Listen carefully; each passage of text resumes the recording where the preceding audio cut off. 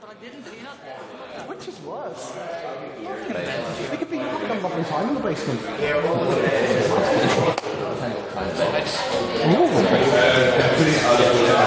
evening, ladies and gentlemen, and welcome to this, the annual general meeting of the 169th session of the Queen's University of Belfast, the Literary and Scientific Society. Thank you all for attending the meeting this evening. I'm very pleased to welcome you here to the Society's ancestral home of the McMurdy Hall in the Music Building. I'm very glad that all of you were able to find it. So, as you may have noticed, we're running slightly behind schedule as ever, so we shall endeavour to get a move on. Alas, I cannot seem to find an HDMI cable to connect to this screen. There is one of these old-style, creepers. Like, see what it is? What do you call these? What the bloody hell is that? It's the slide projector. It's a slide projector. So we can use that, but we're not prepared to. So you're also sitting around. Peter, you should be up one. So there are a number of items on the agenda for this evening. I do hope all of you have an order paper. If you do not, then there are plenty spare. So yay! Thank you, Mr. Glasgow. Your enthusiasm is noted. So the first item on the agenda for this evening, first item of business, is the discussion on amendments to the Society Constitution. So, as some of you may be aware, last year's AGM lasted a grand total of 5 hours, thanks in no small part due to how long the discussion on the amendments ran on for. I am expecting this year that it should take at an absolute most of 3 hours, and the amendments should be, the discussion on them anyway, should be concluded within about half an hour to 45 minutes at the most, because there aren't that many and they're fairly straightforward. So, for those of you with a internet-connected device before you, you can navigate to blacksullivan.literific.com. Where did the rest of them go, Peter? There were loads of... There they are. Yes, please don't take away my eye. I need that to live. Here we go. So, we will simply proceed through them in the order in which they are listed in the document. Mr. Sullivan, if you want to grab a seat at the end, just for this part. Sure. Seeing as how you co-authored this Join me. So, first of all, it is a very, let's see, we'll pass these not as one big group at the end, but grouped by just relative similarity and association. So, the very first one is a very simple amendment. In the current Constitution, there are 4 types of membership: ordinary, life, associate, and honorary life. These, as they're currently listed in the Constitution, all give the exact same privileges and benefits and whatnot, but each time it lists the exact same paragraph, so that's for a total of 4 times, 3 times, completely needlessly. So we have condensed that section into just a simple singular one that reads: all ordinary /life/associate/honorary life members shall have at their disposal the facilities which the Society grants. They shall have unrestricted access to all ordinary meetings freely. They shall have the first opportunity to purchase tickets for events which are run by the Society. They shall be eligible to vote in all meetings of the House and shall be entitled to a vote in the election of the Council. These various things have not been changed. It's exactly the same, only it's again condensed into one paragraph.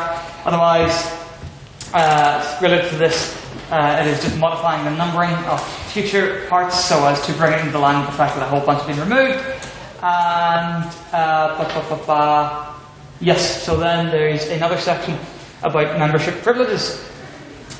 So this is connected to the previous bit. So this bit reads: all members shall have at their disposal the facilities which the Society grants. They shall have unrestricted access to all ordinary meetings freely. They shall have the first opportunity to purchase tickets for events which are run by the Society. They shall be eligible to vote in all meetings of the House. Then there's a second part which reads: all members who are also current students of the University shall be eligible to vote on amendments to this Constitution and in the election of the Council. So as you notice, this changes the way we operate slightly in that now only students of Queen's will be permitted to vote elections and amendments to the Constitution. This is to bring us into line with the SU Constitution, as we fell afoul of it last year, and certain people's elections were annulled as a result, so we'd like to avoid that in the future. Mr. Sullivan, do you have anything you wish to add to this part? Not really. Excellent, okay. In that case, I don't believe these need seconded as they have been passed by council, so they are now simply put to a vote of the House. Unless there's any discussion to be had. I put all of the constitutions to a repost of the reference so anyone can read them. Excellent. So there you go. If anybody needs a refresher, it's all in the letter firm. So, unless there are any other bits of discussion to be had on these particular amendments, no. Okay, we shall put them to a vote. So, just for simplification, this can be tidied up in the minutes later. But all those in favour of adopting the amendments which I have just ran through, please raise your hand and your membership card and say. Why don't you give us warning?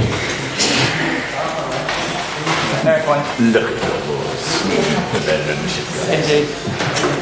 We keep them as well protected as we can. I mean, I think that's probably a bit as well. Right. If we all have now acquired our membership cards, excellent. I am aware of everybody who's in this room, and I know who's a student who's not. Yes. So basically, all forms of membership now have been reduced to the same level of privilege in all but superficial contexts. No, they haven't been reduced. They never existed in any different state. They all, to begin with, had the exact same levels of privileges and benefits. So it's now just been condensed into a single paragraph as opposed to 4 that say exactly the same thing, just with the type of membership changed. Yes. So, anything else? Excellent. So all those in favour of passing the amendments that we have just read through, please raise your hand and your membership card and say aye. Aye. Let's see. We can just. Yeah, all those against say nay. Abstaining say meh. Ryan, your hand remained in the air for those 3 votes. Okay, so that's 2 abstentions, no mehs, and the rest voted aye. So we can do a head count and deduce the rest from that. Excellent. So moving on to the next stage. Modifications to Article 7. So this pertains specifically to elections. So items 1 through 7 remain unchanged. Items 8 through 13 are being incremented just in number so as to or down the way. So 7 becomes what is this? 7 becomes 11, and so on and so forth. Is that yes? No, 8 becomes 11. Doesn't matter. It's only incrementing. We can deal with that later. Okay, so this is just a bit of formalisation of something quite simple, just to avoid another 5-hour AGM like last year. So this is formalisation of the questions phase. So the amendment reads, each ballot shall be preceded by a round of questions to candidates. Questions may be put forward by any member of the society. The round of questions shall be, or shall ordinarily last for a maximum of 10 minutes, with an equal number of questions being directed to each candidate. Are there any thoughts on that particular one? This is a fairly light one compared to what's coming next, so we will pass this by itself. Any objections to that description of the questions phase? No. Excellent. All those in favour then of this formalisation of the rules of the questions phase, please raise your hand and membership card and say aye. Aye. Against say nay. Abstaining say meh. There we go. So 1 meh, all the rest in favour. Next one. So this is a fairly important issue. Some of you have contacted me the other day inquiring as to the state of postal voting at this AGM. It was not permitted at this AGM for 2 main reasons. First of all, it actually doesn't. There are no provisions in the Constitution whatsoever at the moment that deal with postal voting, and as we are adding them, I thought it would be incorrect of us to allow postal voting this time. And secondly, no one actually. I was hoping, first of all, that I wouldn't need to open them because no one had asked, and I didn't want to because of this. But then, because I was asked at the earliest at something like 10 this morning, I didn't think it was right to open them for about 4 hours. So yes, that's why there was no postal voting. But this is how we intend for postal voting to be conducted in the future. So the amendment reads: if a member is unable to attend an election, they may submit a postal vote via email. This should be submitted to the current President, who shall be responsible for passing these votes on to the returning officer. For a postal vote to be deemed valid, all of the following criteria must be met. 1. The member must be a current student at the university. 2. The member must provide pictures of both their valid student card and proof of their society membership. And 3. The member must send confirmation of their vote via online direct message or other suitable means to the current President. So, just to explain the thinking behind these requirements, The first one, the member must be a current student at the university again, because only students can vote in elections under the SU constitution, and we don't want them invalidating our elections. 2, the member must provide pictures of both their valid student card and proof of their society membership. This is, of course, to prove that they're a student, and to secondly, prove that they're a member of the society. And thirdly, the member must send confirmation of their vote via online direct message or other suitable means to the current president. This is just 2-step confirmation / verification. The idea being it's much harder for things to go awry whenever there's the 2 layers like that. Are there any comments? Are you going to say what I think you're going to say about the issue? No. Oh, actually, go ahead then. No, actually, it's just a proposal for just a modification of wording. Okay. And is the time restriction. Time restriction. Yes, that is quite right. I would agree with that. So an hour before the AGM. Yes. Personally, I would. Is the time restrictions already in the new constitution that we have to adhere to? No. Postal votes? No, for a very specific reason, which I don't want to bring up. But yes, okay, that's absolutely fair enough. We shall say that we shall add a point 4. Let's see, point 4 shall read: the postal vote must be. So the postal vote and its confirmation must be submitted no later than let's say 24 hours before the AGM. And no earlier than the release of the candidates' manifestos and the closing of nominations. So, let's see, just wait for Mr. Dunn to get that down, and then we shall read through it again. Okay, so, sorry, the postal vote and its confirmation must be sent no later than 24 hours before the scheduled beginning of the AGM. And no earlier. And no earlier than. Oh, just get this down quickly. The scheduled start of the AGM. And no earlier than before the close of nominations and the release of the manifestos. Okay? So just to read that back, in addition to the amendment as it has been read and can be found online, we are amending it to include a 4th point, which reads: the postal vote and its confirmation must be sent no later than 24 hours before the scheduled beginning of the AGM, and no earlier than before the close of nominations and the release of the manifestos. Just, Mr. Solomon, are you happy with that? Yes. Okay. Does anybody have any thoughts just on that particular wording? Excellent. So then I propose that, let's see, yes, you want to type that in. So yes, I then propose that we pass the formalisation of postal voting as has been read both from the online document and just there now from the additional proposed amendment to the amendment. Excellent, yes, and there is, I think we followed the rules for that. Any final discussion on that? Once, twice, excellent, gone. Were you going to say something? Or? Yeah, just a really simple thing. Yeah. We got online direct message. Why not change that to email? I'm just thinking. Because it will be sent in by email anyway. The point is it should be sent through another method. The confirmation being sent in by direct message. Okay, yes. So okay. the actual vote will be sent in by email. Excellent. So, all those in favour of passing the formalisation of postal voting rules, please raise your hand on your membership card and say aye. Aye. All those against say nay. Abstaining say nay. Unanimous. Excellent. Very good. You can get type out in a minute. So, you've got it written down, which is the important part, answer quick. So, this is a key one. So this really does require everyone's attention and a fair amount of scrutiny. This is the mythical, long-awaited tiebreaker amendment. As of this current moment in time, the Constitution does not have rules, instructions, regulations, etc. regarding what steps should be carried out in the event of a tie at an AGM, which has happened twice in the past 12 months and has been quite difficult to resolve both times. So hopefully with these steps as guidance, it shall be easy in the future. So the amendment reads, hello. The amendment reads, ballots resulting in a tie shall be resolved through the following steps. If the completion of one stage results in a tie, then the next stage will be followed until a victor is decided.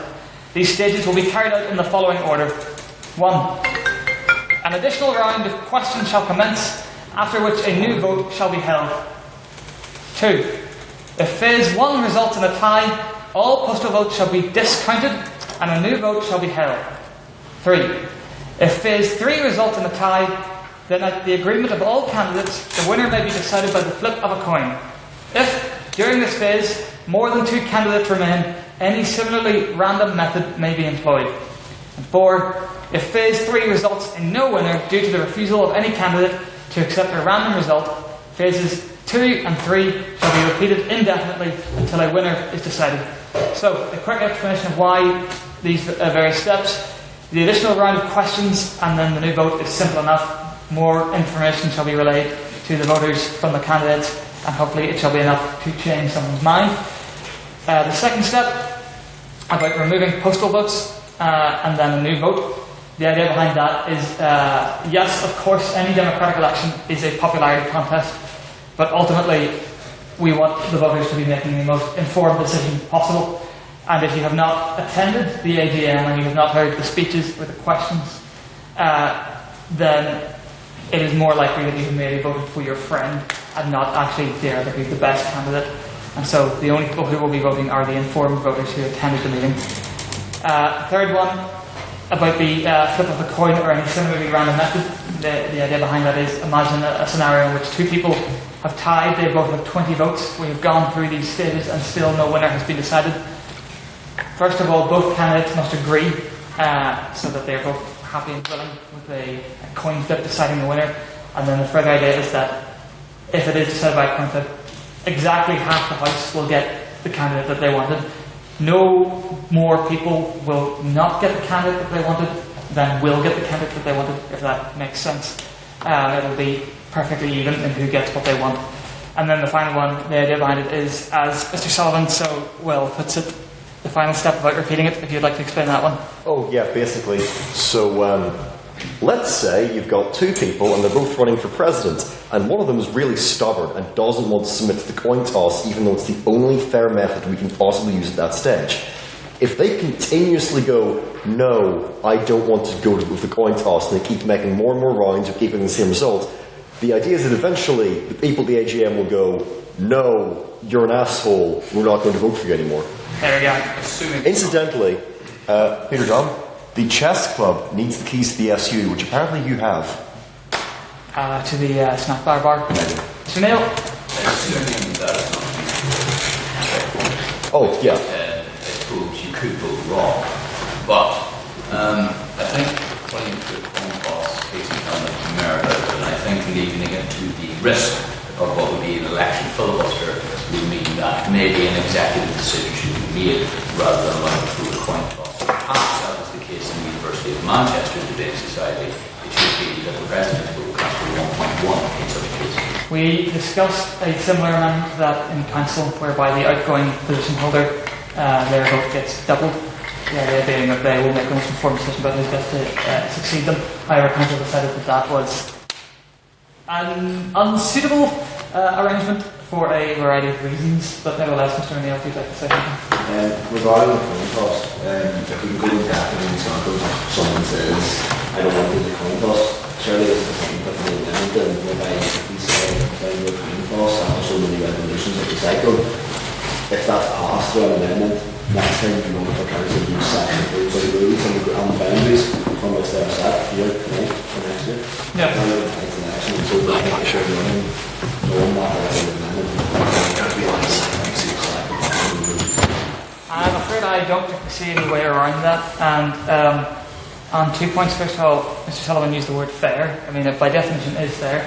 And also Mr. Neil said about the removal of merit. I would disagree with that, because after all, we first of all have to get through the ordinary election, then the additional round of questions, and then the discounted postal votes and a new vote. By that stage, we have gone through several rounds of merit-based voting, and it hasn't determined the winner. This is very much a last resort, and again can be avoided by the refusal of a candidate to accept it as an option. Kirk? Instead of allowing a candidate to refuse it, into actual people voting, would that then accept it on As an acceptable means of decision. Yes, that could theoretically work. However, I would say that really it should be more of a candidate's decision as it affects them ultimately more than it affects the society, in my opinion. And yes, that's what I think that, Mr. Galvin. Well, what I'll say is that if it just becomes circular around and voting over and over the exact same result, I believe the reasonable conclusion that people should come to is that A, either people choose to change their vote for either the sake of realism or the sake of changing their minds, or at that point enough people would make the decision to vote to reopen nominations, because at that point it's obvious if you don't want to put things to randomness, which again isn't something that you're ever forced to prescribe yourself to do, then you're then given the choice to, in lieu of putting it to a random choice, to then have the ability to reopen nominations to different candidates, because it's clear that you're not going to be able to satisfy 50 plus 1% with the candidates that are available by any reasonable means. No, I'll say that the fact of getting someone who's outgoing to do it, or to get the president to do it, given with a society of this size, it's just the risk of that being favoritism or for your own friends or nepotism or such, I think, is of a greater risk than that of putting it to a coin toss. I would also say that there is little sense in having a tiebreaker amendment if it can result in a situation in which the tie has not been broken. If nothing else, the flip of a coin will decide the winner. The others theoretically could end up not resulting in a winner being determined, which is why you ultimately need something to break the tie. Mr. Sullivan?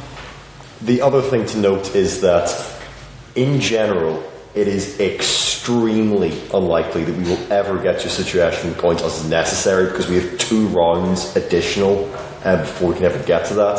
So the coin toss is an absolute last resort, and if we don't have it, then it's not exhaustive, and it needs to be exhaustive. Otherwise, we could possibly have a situation again whereby we cannot resolve a tie. It is admittedly, a coin flip would be less than ideal, but we need something. There is no ideal, definite solution to a tiebreak. Are there any final words to be said, Mr. Bryson? Yeah, kind of what Mr. Neil sort of brought up, and not to completely change everything, but what if it's a tie with reopen nominations? What if it's a tie with reopen nominations? We don't actually have any provisions for that, because we can't do another round of questions That is, to a second candidate. to my mind at least, Mr. Sullivan, that sounds like a fairly complex situation to need to deal with. If it's a 50, do you mean a 50-50? A 50-50 between reopen nominations and a candidate. You'd have another round of questions with just the candidate, and then you'd have the coin toss. It would just follow the same, or people would just vote more for Ron. Okay. Ultimately, the one person would pick their side of the coin, and Ron would be assigned the other. So, have we checked real world scenarios? Elections across the world, I'm sure this has happened before. There's been a few instances in America where like Senate races have resulted in a tie and it went to like drawn straws and coin tosses and that sort of thing. The presidency can be decided by coin toss in America as well. These various steps were determined by a meeting that was open to all members of the society last November, I believe. So that's where they come from. It went on. Mr. Hickman, you were there. Who else was there? Mr. Bradley was there. Mr. Bradley was there. And it went on for a good 2 or 3 hours, I think, in the end. So, as most of our meetings tend to do. So, unless there are any final... yes, Mr. Gallagher? This is just on the wording or the numbering. In what's been given as the amendment. If I have mentions of messed phase up... 1 and then mentions of phase A. So Yes, yeah, I know. make sure that's... That was just a small oversight that could be easily corrected without any substantive change. There is another thing on that note. It uses the word stage and then the word phase, which I kind of overlooked until just there now. That should be changed to either be it all says stage or all says phase. I shall perform any non-substantive changes that are required once this is passed or not. Mr. Neil? So to clarify, the word indefinitely then is to be taken away, and the word would have a very definite amount of rounds. No, before a coin toss must be forced rather than a decision of candidates. I'm not sure I followed. Steps 2 and 3 will be repeated indefinitely until they're not anymore, until a winner's decided. Is what that's saying? Yes, but you can refuse to go to the coin toss. Yes, in which case it loops back around to... And it could be forever. yeah. It's not permanent. Pardon? It's not permanent. It doesn't terminate. It terminates when the society members tell the candidates that they will not vote for somebody who continues to make the AGM hours long over a coin toss. It also takes And no one wants that. It terminates after each step if a winner has been elected. Mr. Dawson. Well, the point is that it's technically indefinite, and obviously this wouldn't be a concrete system to have if we were to say, I don't know, an actual state, something that was functioning on a lot of different levels. But the point is that if we're taking this at face value, that it's an AGM, it's going to reach a certain point where there's one person who wants to go home, and it takes one person to shift that vote to produce a result. And if we had, I'd say after about, if it went on for 6 rounds, I'd be the sort of person who'd do that. I'd probably do that after 4 or 5 rounds. And if it wasn't me, someone else gets tired and changes the vote. Mr. O'Neill?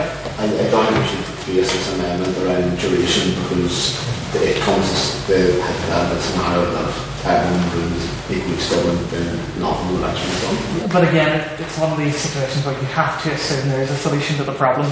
There are various ways to assume that there is no way to break a tie, but these proposed amendments are written with the assumption that yes, the tie can be broken. It will be broken in this way, and it is the best way of breaking said tie. Mr. Hickman? Just to kind of, sorry, I do think that realistically, the imposition of a coin toss between 2 candidates or a random selection between more than 2 candidates, the outcome of that will inevitably be if you impose one or more candidates who are not only disappointed with the outcome, but are disappointed with procedure. This way, at least, there is the opportunity to come to a consensus. And I agree as well, but I think realistically, again, Mr. Sullivan's correct in the fact that we're going to have to go through a couple of rounds to get here. We then have the opportunity to put it to the candidate to say, do you want to resolve this with a coin toss? And realistically, the House, we know the House isn't unreasonable, the House isn't immovable, the House isn't that stubborn that they wouldn't ever shift, and we would end up here with a deadlock forever and ever. Realistically, there will be a move, there has been moves, and going forwards, it will be resolved that way. It is a formalised, codified procedure that solves the problem that we've had in a way that gives the candidates autonomy, but ultimately gives the House the final say if the candidates are in that way. Thank you, Mr. Hickman. I think with that we shall move to a vote on the proposed amendment. So, I won't read through the entire thing, but just to remind you, the stages are the additional round of questions, and then a new vote, the postal votes being discounted, and then a new vote, a coin flip or other similarly random method, if both candidates agree. If not, then back to the new round of questions, and then yes, that's basically the entire amendment. So, all those who would like to vote in favour of the amendment as it has been read, please raise your hands and membership cards and say aye. Aye. Okay, all those against say nay. Abstaining say meh. 2 mehs, all the rest in favour. The amendment passes. Excellent. Hands are good, we're making good time. The rest are astonishingly close. The rest are fairly simple by comparison. So, this next one reads, it is to do with the enforcement of resignation of council members standing for election in a by-election. So, during a by-election, current members of the council may stand for any office for which the by-election is being held. To do so, they must resign their current office no later than 1 week prior to the date of the by-election. The newly created vacancy shall then be included in the by-election. The thinking behind this is that in most every election in the world, or in most every by-election in the world, you don't really get to stand for it from the safety of your own position. It is rather unfair, in my personal opinion. I can see disagreement for this one. This is very much one that I felt strongly for. Is there any discussion to be had on this particular amendment? I don't see no have to resign. I mean, if a councillor is going to be allowed to resign from councillor, the local council. No. I can understand the difference between the safety net of having a role already and that sort of position, but realistically, it doesn't. Again, personally, Mr. Hickman, do you want to? I do agree, and I do take the point. The only thing I think that's slightly different here is that the reason I'm trying to support this is that if we then have an election, we have a by-election, a member of the council stands for another position, if they are successful, we then have to go to another EGM to then have that position filled. Yes, that is. Whereas at least this way we can kill two birds with one stone, because it takes EGMs. Yes, that's very true. And also, I personally feel that council members standing for other positions, while not having to resign from their current one, makes the council appear terribly hit that we're a bit cliquey and protective of themselves. Again, just my personal opinion. But are there any other thoughts on this amendment? Once, twice, gone. Excellent. So, those in favour of the amendment as read, please raise your hands and membership cards and say aye. Aye. All those against say nay. Abstaining say meh. Meh. 1, 2. Okay, 2 mehs, no nays, and the rest in favour. Thank you very much. The motion carries. The amendment carries. Okay, so this is an interesting one. I very much am again in favour of this, but I can understand why people would be against. So the amendment reads: the number of votes received by each candidate shall not be publicly disclosed. The exact result should be released to any candidate upon their request. So the general idea of this is, obviously this is a relatively small society. Everybody in this room, I would say, just about knows each other. And it can be rather unpleasant for a candidate to have, to have the result of a landslide election that did not go in their favour read out. So, yes, that's why it shall not be publicly disclosed. The second part about the exact result to be released to any candidate upon request is again, or rather, inversely in favour of transparency and whatnot. It shall not be kept a complete secret. If the candidate wishes to tell other people, then they may. But otherwise, that is the only way through which it shall be released. Any thoughts? Any discussion to be had on this particular amendment? Seems to be just protecting egos again. In real world, votes are read out, and it proves the point of the suitability of candidates, especially for future elections. If they are so dire in maybe the vote that they receive, that maybe they can push on to achieve and what they need to achieve. My current thinking at the moment would be that if this were passed, that after each election season, I would say something to the effect of Mr. or Mrs. Smith has won the election by a significant majority or by a narrow majority or something like that. Again, giving some indication, but not reveal very details. Mr. O'Neill? Just back on what the President said, it is now, isn't it? I think the thing whenever I think about the transparency of reading the votes, you always think about like MP elections or whatever, and the difference is like MPs get paid, and if they get publicly bashed for their unpopularity, it's fine because they're around 68 grand or that's not. But I think whenever it comes to voluntary rules, let's say you thought you maybe had the support of half of them with the House and it turns out you were no here, suddenly you start questioning your friends on stuff, and the other day I thought these guys would vote for them, and I think it just creates a really bad atmosphere. Insult to injury springs to mind. Mr. Secretary. So, with you saying that you put overwhelmingly not considerably, is that something that does need to be put into the Constitution if you're going to do that as a kind of, not replacement for the other vote, but for the reasons that Killian cited? That's true. So, Mr. Sullivan and I, we did discuss this. I don't recall why it didn't end up in the final amendment. What didn't? An indication shall be given of... Oh, yeah, I was under the impression that we did put that down, but I didn't personally actually write that one, because we sort of did that during the council meeting. This may have been one of the ones that I added in council. It should read, the returning officer shall give an approximation of the margin by which the vote was marked. Mr. McClung, do you still have your point? Or? Yeah, this is the way that Sapphire operates in their GMs. It means they're far more pleasant. Like, people will get upset when they lose, and if they don't actually know by how much they've lost, it actually can make it, a lot more friendly, the situation. I think it's far nicer idea. Mr. Chairman, did you have? If we are going to say things like speaking majority and like vast majority of the House, it's going to be the same thing really. We're going to guess, how badly did I lose? It's just to say majority. I mean, I personally would be a fairly large component of reserved powers, so that's why I like not codifying this particular detail, because it then can be left at the discretion of the returning officer / president. But we shall see, Mr. Neil. Yeah, I mean, agreement with on John's point. I think very much this is a much more intimate setting than perhaps the national arena that would regard with MLA's remedy.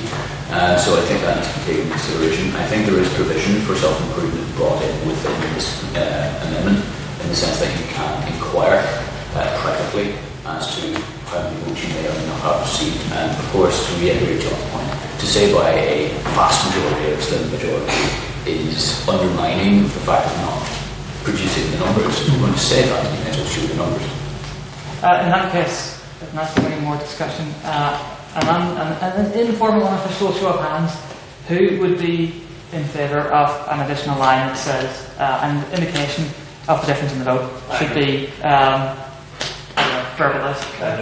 I would say that you wouldn't give an indication of the difference and leave it entirely at the discretion of the president. No, just don't have it put in to say that you won't. Okay. Say what the margin was. Just say the winner is. Okay. Don't leave any indication. I suppose it kind of covered it as it stands. Someone could. In that case, I shall, as chair, simply move the amendment to a vote as stands. So, all those in favour of passing the amendment as read, please use your membership cards and your hands and say aye. Aye. Yes, sir. And so, just to reiterate, the amendment is, it's passed overwhelmingly, but the exact wording of the amendment as stands is: the number of votes received by each candidate shall not be publicly disclosed. The exact result should be released to any candidate upon their request.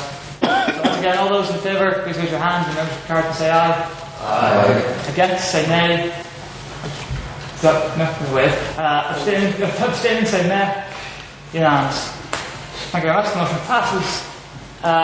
There's one. Yeah, both of these are fairly trivial, so we'll be through them in no time. So yes, the final two, or the penultimate one is as follows. There shall be no fewer than 2 returning officers. Ordinarily, one shall be the most senior member of council not standing for election, and any others should be non-council members. The returning officers shall not be permitted to vote. So the idea behind this is just formalisation, basically. It's always been done this way in the past. Typically, no president has ever stood for re-election, so hence why the most senior member of council will in most cases be the president, or failing that, secretary, treasurer, yada yada yada. The returning officer, I feel it is important they not be a council member. This should be, and also it is worth pointing out that the specific wording is should be any other should be non-council members. It doesn't require that the other returning officers be members of the society. So theoretically, you could ask the student activities officer in the union to be the returning officer, or the union president, or anyone else who has absolutely no involvement whatsoever. Again, generally, I would urge that the House needs to have a certain level of trust towards current and future councils, that they will pick a ordinary member who either balances out the vote that they would have cast, or is most definitely neutral and honourable. And then the returning officer should not be permitted to vote. The people who count the votes should never be allowed to vote. It is horrifically corrupt if they can, in my personal opinion. Mr. Hickman? Just again, it's just a tweak to the wording. Just for the second non-council member, is it worth just adding as appointed by council? Should it be a council decision? Should it be a decision of the president who gets to choose who that person is? I think that needs to be clarified. Do you think? I agree. Fair enough. So then again, quick, informal, unofficial, show of hands. Hang on 1 second. I think you should just contract it out to all of them, so another No. George shouldn't you? No, just for an example, I'm just trying to think of something here. Because, and apologies to both of these people for drawing upon them as the example, but obviously, Mr. External Convener, Mr. Hugh Dobbin, is standing admittedly unopposed for the position of President, but also his sister, Miss Mary Pitt Dobbin, is not a member of Council. And what would happen in a situation, say, where the President is standing for re-election, they are opposed, the entirety of council is very much a tightly knit group around them, and they vote in favour of someone such as the candidate's sister, brother, etc. to be the returning officer. Reflects on me. Yeah, I mean that to my mind would be a good direction. How is the returning officer chosen at the moment? The president picks someone. Then you have the same problem. True. We could require ratification by the House. But also, Is it, sorry, I've actually asked this question. okay. Would it be worth then being nominated by the appointed returning officer? So the returning officer from within council, appointed by them and ratified by council? Or could it just be passed by the House and chosen by council? You could just nominate someone for returning officer during the rest of the elections, perhaps, or during the rest of the nominations for positions, perhaps.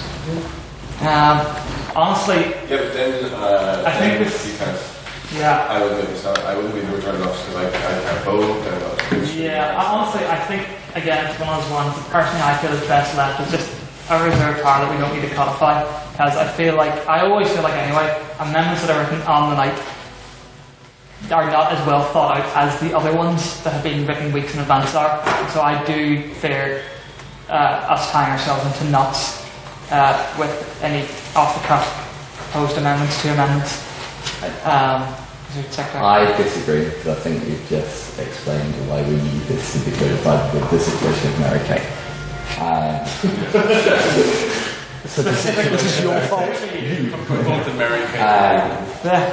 And I think putting in the constitution that it's chosen by council and then ratified by the House is a good checks and balances. Okay, This in that case- should solve that issue. In that case, I suggest that an extra line be added to the end of this particular amendment that reads, any returning officers must be nominated by council and ratified by the House at the beginning of the general meeting. You should also say by a simple majority. Yep, by a simple majority. With not both returning officers. Any returning officer? No, not to ratify the one who's the highest non-standing member of council. Yes, okay, so apologies. Any non-council returning officers. Okay, so now the entire amendment reads, there shall be no fewer than 2 returning officers. Ordinarily, one shall be the most senior member of council, not standing for election. Any others should be non-council members. The returning officers shall not be permitted to vote. Any non-council returning officers must be nominated by council and ratified by the House at the beginning of the general meeting. Does that sound good, Mr. Neil? At the beginning of the general meeting? Yes. On the AGM. So, yeah, first order of business. What if they disagree with the returning officer? Then conduct the meeting. I think it would be better to Well, let me just, the council will be here and they can just nominate someone else from the floor. During an ordinary meeting, maybe. Yeah. That was my idea. That requires, Yeah, that was mine. but again, you can't guarantee the person who's there on Thursday will be at the AGM. I think if they're going to be returning officer, it is better in my mind just to pick someone, if we're going to pick someone who is here on the night and ratify them at the beginning. And then, if we're going to trust in the council to have the on the integrity of this individual, then certainly we would have to trust the council and the House to on the integrity of their punctuality. Why not? I would reasonably consume that if the whole just before this goes into just 1 second, I personally would be always more inclined to trust in someone's integrity than their competence. Mr. Glasgow. In terms of large scale governance and AGMs, the very first item of business on the agenda for any kind of election is normally the appointment of the returning officers. That's just the way it's done, and it doesn't cause issues in the rest of the world, so why should we not do it? Yeah, just a way to ratify what she said, you could have the best intent to be the returning officer, we go through by the House Thursday at 4, and you could let us go to our families and guys, and that's maybe your integrity. Again, the art of writing any constitution is to not restrict everything to the point of breaking and being so brittle that it just doesn't work. That's why my suggested addition was any non-council returning officer must be nominated by council. Doesn't specify when. Lauren, here for the front. You have a chair now. Mr. Sullivan, you can Yeah, take I'm your just seat going to back. take my normal Yeah, seat. take Sullivan's. Yes, he wasn't there, so he's only sitting there for this section. Yes, so must be nominated by council and ratified by the House at the beginning of the general meeting. General meeting specifically because it could include any extraordinary meetings. And again, if it's done at the general meeting, then we know the person will be there. It's just as valid and legitimate and reasonable as if it's done at a debate. And again, the people who are at the general meeting are going to be the most ideally dedicated, responsible people. Any final thoughts on the proposed amendments? No, I shall go to a vote then. So one last time, the amendment reads now, there shall be no fewer than 2 returning officers. Ordinarily one shall be the most senior member of council not standing for election, and any others should be non-council members. The returning officers shall not be permitted to vote. Any non-council returning officers must be nominated by council and ratified by the House at the beginning of the general meeting. All those in favour of passing the amendment as read, please raise your hand and your membership cards and say aye. Aye. All those against say nay. Abstaining say meh. Unanimously passed. Excellent. And finally, this hopefully shouldn't require any discussion at all. This is simply codifying an addition to the standing orders. So for those of you who don't know, the standing orders are the rules that govern how the debates are conducted. And so they kind of exist separately from the laws. The Constitution is comprised of the laws and the standing orders. And so this is... On that point, sir, they're comprised of the articles and standing orders which together make up the laws. My apologies. So, yes, this is simply including a rule which existed in days apparently long since forgotten, and we were only reminded of it by the Honourable Dr. Stephen Goss, HLM, at the meeting which he chaired. This House regrets the British Empire, namely that maiden speakers shall have the right to preemptively decline all interventions during their maiden speech. Invocation of this right should be made known to the chair, who shall announce this to the House prior to the speech. The idea behind this is that obviously, yes, it is not quite in the exact spirit of debate to allow people to decline all kinds of information, but A, they can do it anyway themselves. B, it's only open to maiden speakers who, as most of you have either been maiden speakers or have yet not managed to find the courage to speak. No, it is a, how would you put it? Not precisely a scary experience, but a rather nerve-wracking one. And it is just nice to know that you can get through your 7-minute speech and reach the end without any interruptions and discover that actually it wasn't quite as scary as you might have thought. Are there any... is there any discussion to be had on this particular amendment? Wow, okay. I'll go with Mr. Treasurer first. To put it lightly, if someone was speaking quite off the topic of the debate, what could we have in place? Point of order. Point of order. Point of order. I can't put it because points of order are made to the chair, not to the speaker. And yes, the chair can decline points of order, but they never would. Mr. Sullivan. I do think it's a really important thing for new debaters to learn is that they can and should decline any points of information as they see fit. I think it would be better, rather than having them able to just preemptively decline everything, to have it made clear to them before they're made the speech. You can decline as many as you want. Do not feel you have to take points. Yes, we do that anyway, and that is very definitely the kind of thing that should not be enshrined in the Constitution because that really is very minuscule specific detail. But yes, we do that anyway. And again, I would reiterate that it is only for your very first speech. And I think it is a courtesy which would be right to extend. Mr. Doherty.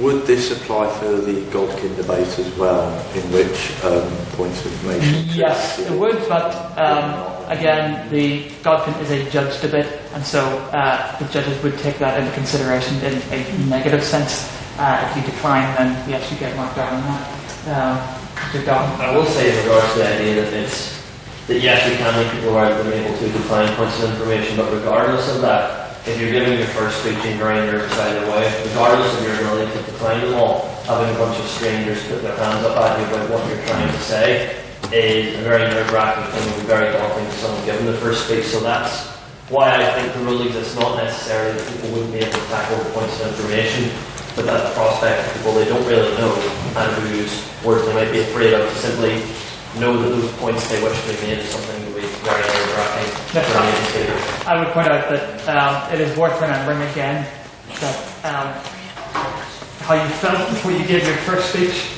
and how you felt afterwards. I know personally that I was very nervous going into mine, and yet once it was over, I finally understood that there really wasn't that much to be worried about. And so just allowing, hello Mr. Clark and Miss Will, allowing someone to get through that, I think is, again, a courtesy we should extend. Mr. Will? In terms of the actual speech, I think what we all forget about the first speaker who will be nervous as I go as well, but who also has done the debate before and would like their first speech to also have a combination of comments from the floor. So I don't need to remember that. I think at the minute we have it's the sort of perfect medium whereby you don't have to take them, but they're there if you wish to. No, this amendment isn't saying you can't ask questions, it is merely offering the option to make speakers. Because again, ultimately, it's not empowering them to do anything that they can't already do. If they want to, they can back down every question. It is just to allow them a slightly easier candidate. Mr. Neil? Yeah, absolutely. I mean, it's worth remembering these are new speakers.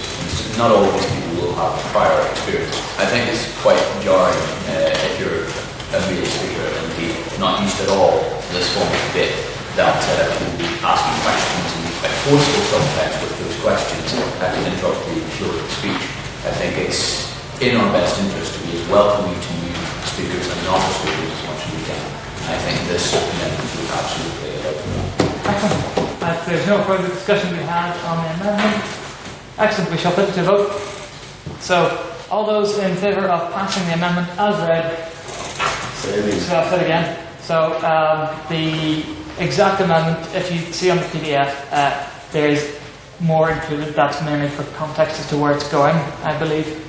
Yeah, so we're not changing that bit. So, the bit that is being added is Rule 9, Part 8.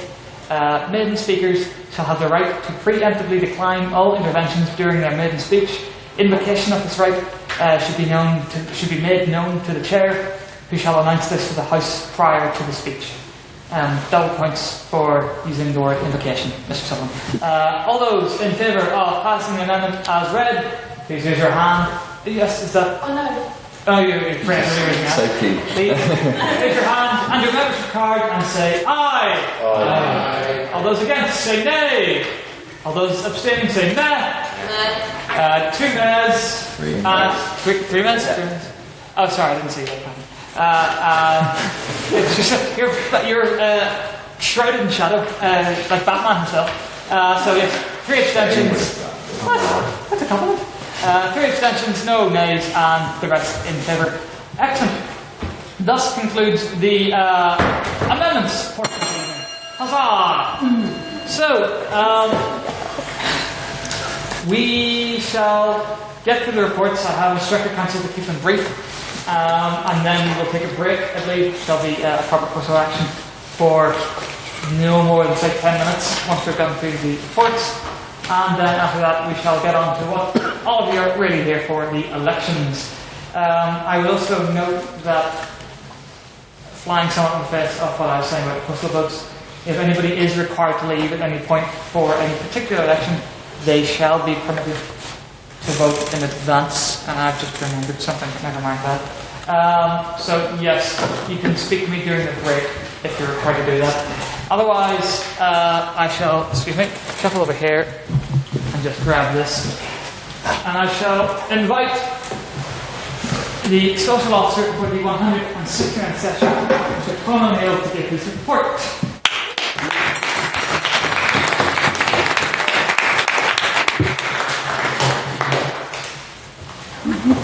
Thank you, Mr. President. A bit like my life, this is a bit incompetent and rushed, but we love you.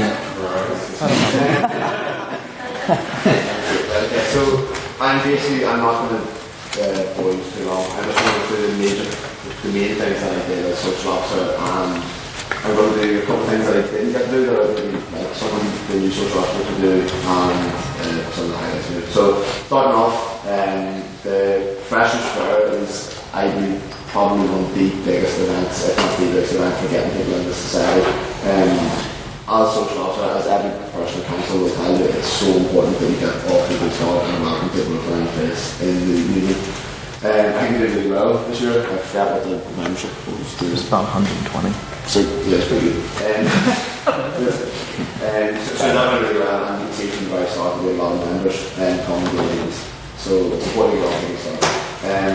The next event was the Halloween pub crawl, which was fancy dress and which I believe was good fun in general. I think we had 25 there. I would love to see 40 next year. I think that's something that the study can definitely build on. It can be like a kind of like a bit like a conversation, like an early time celebration of like the new members and people like getting into the study and to do it. I think that would work. The Christmas dinner, it's really the best turnout so far. Yep. It was, I think it was a really cool night. Again, next year I would love for us to outgo the pitch. I think we basically fill the whole restaurant. Again, I don't see a reason that we can't improve that and go somewhere bigger and better. I think that went pretty well. I think that thanks to stuff afterwards. Yeah, I was the refreshers for the reason I put so much emphasis on refreshers for is because the refreshers for, apart from basically incoming Erasmus students, no one really signs up, because I haven't had the chance September, or else it's like too late in the year that people get this from. So that's why the refreshers for is so important to get attendees, because the refreshers for is not really a second chance if you're honest with the figures. And the birthday bash and the council sell-off was 350. 350, which is really good. I think charity work falls under outreach really, but I think it's important that the social officer also engages in that and helps in whatever way a council member can. I think it's really good that no matter what we do here, as much as the discussion, it's very good that we also give back to like the city around us and show that we're at least half ethical in public. There's the IV that's coming up, which is this year in Meetings, and there's nothing really we can do about that, just the way it fell, but again, we'll see how that goes, but the IV is going to basically include a social officer booking places to go afterwards. The IVs that I was lucky enough to be involved in, the debate and the competition's great, but the people that you meet there and like you go out and socialise with them at the end, that actually is what you remember, and it's kind of why you go back to university, because you remember the nights and stuff. Whether you're a drinker or not, there are definitely good socialising points, so it's important that you make a good so people want to come back and do it again. So these are. Sorry, I'll quickly go back to this year. We're on the pub of choice for the house pub was woodworkers. I never thought that it was ideal. We were in the house last year, and for a couple of different reasons, we basically put them back. Not that actually They made a restaurant. Yeah, but yeah, they converted it into a restaurant, and part of it was like a pub quiz. I think they were like upstairs way too dingy and dark, and they're pretty unaccommodating as far as like to say that. Just not like. Right, so we chose woodworkers because unfortunately, because of our geolocation, it's literally one of the closest bars, which is quite a surprise. But I think I'd be happy for the new social officer to try something else. I think it's a good idea. But woodworkers is pretty solid. Unfortunately, with the year that I was in it, we obviously won't get to enjoy the good weather as much as we saw it before, but I think that's how it goes. The grand finale is essentially the Thomas afternoon. Yes, it's sort of the charity half of like a good solid year of work. I think the Sally's grown a lot this year in membership and sort of like our outreach, and this is a good way for us to basically get up and pat ourselves on the back and get the work deserved. So that'll be coming on in the next week. I hope you all attend and enjoy it. We're trying to make it as good as possible to let you know if it's shite. So just the last thing, in terms of future ideas, something that I basically not slipped my mind, but with the timetable this year starting in January, we didn't really see that coming in our foresight, and I wanted to really see a big jump to date, which would have been outside of the Thursday ordinary meeting, possibly like a Tuesday or Wednesday, and I think again the new social officer can look into that and do something cool. not overgrow the significance of the role, and it is what it is. People substitute social with sesh a lot of times. But I think the reason I wanted this position created last year, the reason I went for it was because I think as much as I would love what society does on the impact that we can have on good popular debate, I think it's also the reason people stay in society is because they love one that they love the talk, things like that. And I think it's really important that as a social officer you don't need me and I'm sorry in terms of the fundamentals of council, but it's really good to have a couple of marquee events every year that get people engaged and stay in society. That's why people stay in society, people really enjoy it and that's it. And that's it. Yeah, that's about it.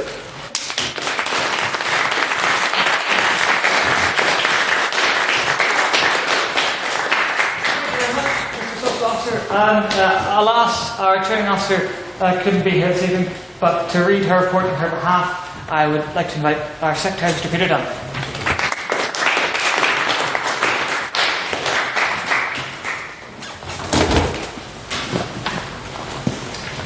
This is a bit weird because I kind of feel like I'm selling my girlfriend to you. Basically, she gave me a list of all the things that she's done related into a switch. So the first thing, during the end, there have been at least 3 formal training sessions that semester. These have been a variety of like informal introductions to various development styles, some more formal training and specific stuff for competitions. Notably, she arranged a very popular and successful women's speaking workshop with women's officer, which is included that she hopes will continue on an annual basis at least. She arranged with Katie Head, the former European number 10, I believe, debater and also ex-president Dorian Duration-Cycle, to come and do some specific workshops on the weekend. I think the whole 3 people attended the last one, but it was still good that have obviously notable person coming to chat about the specifics of competitive debating. She also arranged Ollie Dudley, former member of the House, shows and all that. He also went to the Worlds and thus gave advice to all of our IP delegates, I believe, and the Irish Times delegates too. He's also been a fully invested member of council, no offence to the word, creating events, helping organise conversations, and organising the incredibly successful charity auction. Importantly, as well as formal workshops, she also made a considerable effort to debate us know if they were ever apprehensive or nervous, as I think we discussed before, pretty much everybody is before the way, unless you're very much super confident people are huge and they can come and talk to you about style and complex issues. I've said this a few times to talk to people and just really encourage them. And she wanted me to tell you all that it's an important part of training as well. It's not just the weekly stuff, it's the chatting to people often great and really how can you improve on that and getting that feedback. Of course, all of the can give, but specifically the training. So yes, that was it. I hope I saw the work.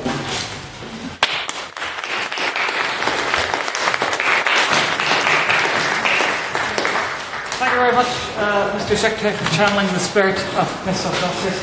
Now, to read his report, I invite the Technology Officer of the 169th section, Mr. Matthew Brown.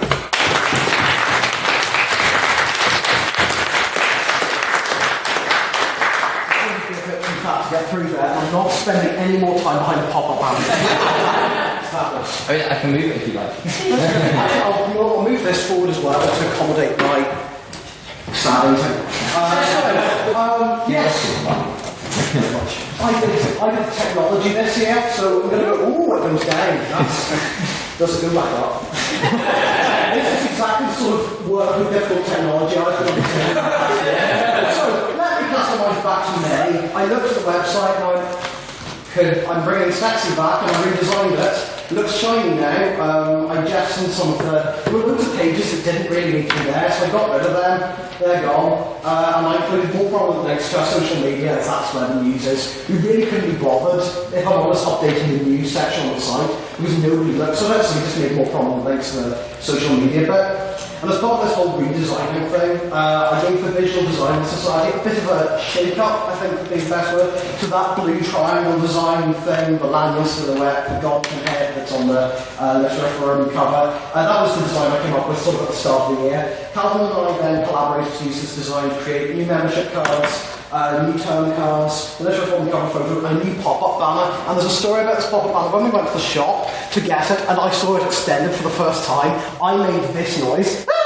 Right? And the looks I got from the people in the shop were just, oh, it's great. Right, so yeah, I'm so pleased with that pop-up banner because it's so shiny, and it's sat on at the bottom, which that vote was definitely legitimate. So, now to the recordings. This year the recordings have been significantly more successful than usually are. So the first time we fixed over 300 downloads for a debate. I'll give you the actual figures if you enjoy numbers. So this house believes in Islam's compatible with Western liberalism. That got 341. This house would not go to Queen's, 328. And this house would negotiate with Terrace, 314, which I'm incredibly proud of. I don't know how it happened. It just sort of did. So that was quite weird. And all the others have broken 100 downloads, which is also quite nice. This year we also started streaming over Facebook Live. There's my boy. I don't know, Bryson, who's watching there? Anyone who's not Jason Bunting. Where is Jason at the moment? He's in France. In store in France, which is pretty So he is cool. in France, so we have got international viewership.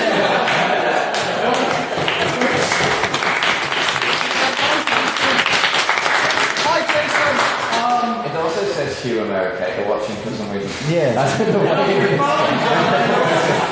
It's to get that 4D experience.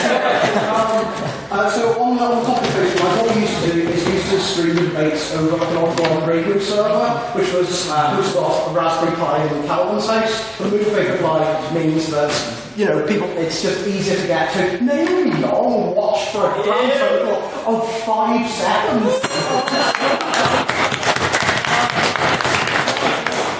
It's a good bit of technology. What happened to my voice? It's a good bit of technology officer this year. I've enjoyed it a lot. What I would say to the next technology officer would be, the job is what you make it, have a bit of fun, and get a laptop that doesn't break every couple of minutes. Because that's what I did, and it was the best excuse to get a new laptop of my life.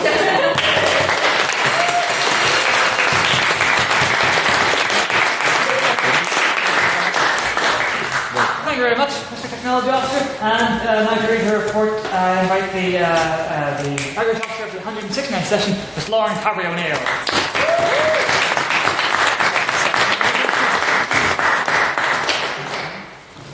Pretty sure you're going to see right up there now. I was going to add that. I didn't know if they asked for something. But this year was basically the schools comp, and I know a lot of people sitting here come out and help me. So I'm going to start with this. For the next agriculture officer, your best friends are the training officer and the house. You need to network and make friends with the house, genuine friends, so that whenever it comes to the schools comp, that you can rely on their help, because without the people who have made the schools comp, it would not, none of my organisation, none of everything that I put together, not the kids, nothing, it wouldn't have happened. So the schools comp was an absolute credit to the house. Alright, that's where I start. As well, what I'd like to say is before. One of the things that I mentioned in my manifesto when I ran last year, I haven't actually completed it, but I'm still processing it. So there's a man who is the vice chair of the Irish Association, and I spoke to him at the Irish Times after I'd just been chatting with him, and he wants specifically Lily and I to go down and speak at one of his meetings, and then try to be pockets. So hopefully, by the time the new council starts, I will have some money from the society for the schools comp, so that there is an amount of money that to be implemented bigger and better, because this year was proved that it can be something that is really such a good day for our society. It may not be specifically for us, but at the end of the day, I will not be shocked if I see a lot of those students here in the next 2 years. Absolutely will not be shocked, and the standard of some of them it was great to see what could possibly be coming to us. So anyway, I was very, very proud of it. It was my absolute baby. What I didn't have when I took office was really anything. I had a lot of... It's not a lie. I had stuff that Mary Louise had written, but it was quite outdated. It was enough for what the schools camp had been at that time, but it needed more. I now have made enough for an outreach officer's booklet, and I will have it printed, so every outreach officer is going to have one. It has formatting for everything. It has email templates. It has lists of the teachers who are the most keen. It'll have lists of previous judges, because for the next 2 years I expect quite a few will still be here. It has team briefs, teachers briefs, itineraries, the judges briefs, everything, and Mark's scheme. It has everything in it. Now, I, as outreach officer, was supposed to take on the role of a bigger role in the charity, but I chose a favourite with the school camp and made it as a very nasty baby. So a lot of the work that I put into reformat and rebrand, putting real good foundations down for the next outreach officer to come and put their stamp on it, I did let the charity work slide, and I wrote it in across. Thank God Lily came in and swooped in at the end and raised this 350 quid with her auction, and it was an absolute credit to her. The schools camp this year, it did make a few hiccups, and it always will. Room bookings is not easy. It doesn't matter if people were in the first day time or if people were in the day before. What I will say is the size of it this year proved that next year we could get the Great Hall. They were very reluctant to give it to me this year because they needed proof that my mum was home. Unfortunately, she ended up being sick.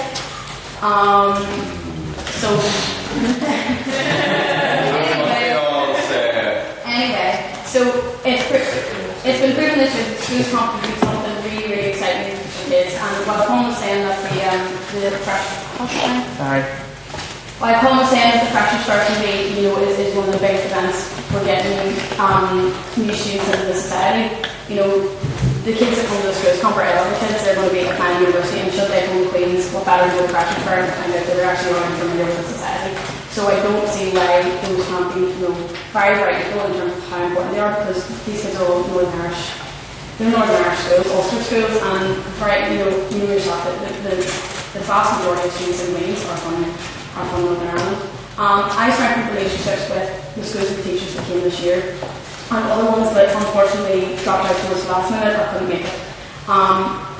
And the feedback that I got from them was that in previous years, so schools have been coming for 5, 6, 7 years, so in previous years, the correspondence with them had not been the same as what it was this year. So the next outreach officer would need to keep that up, weekly updates to them. Always, I have 2 teachers' phone numbers, and someone would text them, alright, but that's what they want, that's how you keep them engaged, that's how you don't have 15 people dropping out at the last minute. That's how you avoid that. You don't let them feel like you've forgotten about them. Also, relations with the Alliance Party actually got pretty good. And I know you're mad for them, you love them. But those actually got pretty good. And I don't know about you, so I thought Anna McDonald spoke very, very well at the schools conference when he was there. So there's just something for the next outreach officer to have a base to work off for guest speakers. Bigger and better, obviously.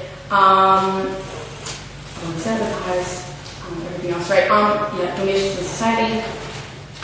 Yeah, so that's about it. All I'd like to say is, what else I did was, in council meetings, it is very important to be a very vocal member of council. It's very important to make sure that no matter if 8 council members are agreeing that you are coming out and saying, that's not what I've been. It doesn't matter what rank you are on council, and you'll find that, for the people today who are elected on the council, it doesn't matter what rank you are, everyone is listening to the exact same as being on council. It's an incredibly rewarding experience, but do not be afraid to try and put your stamp on it completely. You don't just have to stick to your station, you don't just have to stick, so if you're a social officer or you're an outreach officer or a training officer, you don't just have to stick to those things, you can very much get involved a little bit in everything. And the council all works together, so the schools camp wouldn't happen for me without everybody. The conversation really won't happen without everybody. These things are a council effort. But what I will say is, look after your own first. And after that, enjoy council and after that, enjoy socialising in the house and really enjoy yourselves. Outreach was a very, very rewarding position, and I do not regret it. The only reason I am not running again is because I feel like there's nothing left that I can do. But I made it very much what I wanted to make it when I ran last year, and I feel like now it's a better time for someone else to make it a bit different, a bit better, and not just me. Alright?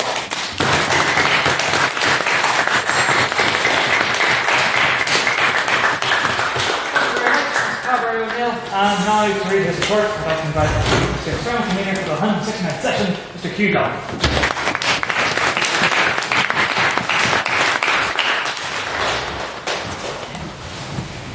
Right, this is one of the regular speeches.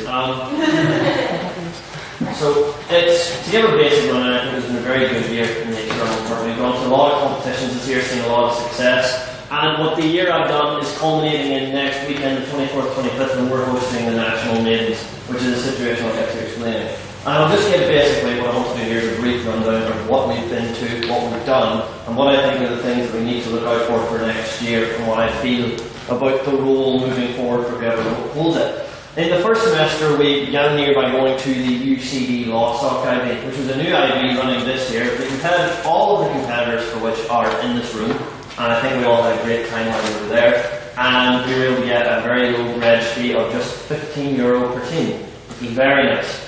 Also, in first semester, we sent 2 teams to the Irish Mace. Again, all of them are in the room. And myself and Mr. Shea Glasgow were actually successful in getting through to the second round of. Unfortunately, we weren't able to attend the second round because I had inevitable scheduling conflicts for that wonderful Strictly dance. I hope you've all seen that I did. If you haven't seen me do it, don't look it up. And that, again, that's the sort of success I feel we need to be moving forward. And one thing I'd say about what I found out in the role of external is that it's competitions like the Mace and the Times where us from QUB are really able to shine because our difficulties in the wider Irish circuit, which I'll bring up briefly at the end. Also, in first semester, we sent our team, Mr. Edmund Doherty and Mr. Russell Nairn, to the first round of the Irish Times, and they didn't get through the first round of the Irish Times. Mr. Edmund Doherty did, as an individual speaker, but sadly, Mr. Russell Nairn was defeated in the first round of the Times. And brought back as a wild card, and then they got through to the second round of the Times, where they, through their skill, determination and debating prowess, got through the second round. And this is going into second semester where he got to the semi-final where sadly Mr. Edmund Doherty wasn't able to proceed, but Mr. Russell Nairn was. And for the first time in I believe 5 years, 5 years, we had a speaker at the Irish Times final, which was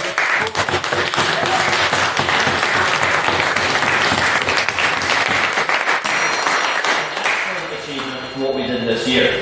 In first semester again in November we sent again Mr. Edmund Doherty sitting here and Patrick McKenna as a team to the Cork IB, and as all IBs we always perform about as well as we expect.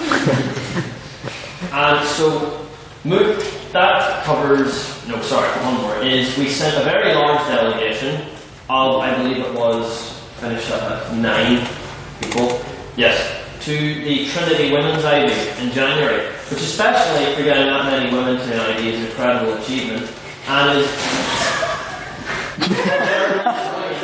at society. I don't think that's necessarily funny. But again, very proud that we were able to send a team to that, and that's definitely a competition I believe we want to prioritise in the future. And that covers the IBs we've sent to people, and now it comes to the topic of our own. I obviously had been planning our IB, and it was set for the dates of March 24th, 25th. But I need to get into the organisation of the Irish circuit, where they scheduled the National Maidens, which is a novice competition run every year for the same date, and they were going to host it at Trinity. But because that conflicted with our own, the agreement we came to was that we would host it instead. And it's happening next week, 24th, 25th of March. It is slightly smaller than the regular IB on account of the fact that this is a competition which charges per speaker rather than per team. And we have at least 37 speakers coming currently, and should have as many as 50, space allowing, which again would exceed the attendance of the competition, the National Maidens, which was held in Cork last year. So while it's a very great shame we weren't able to hold our IB through no fault of our own, we're able to host this, which gets us on the timetable that we now host this competition every 5 years, which is something I'm very happy about.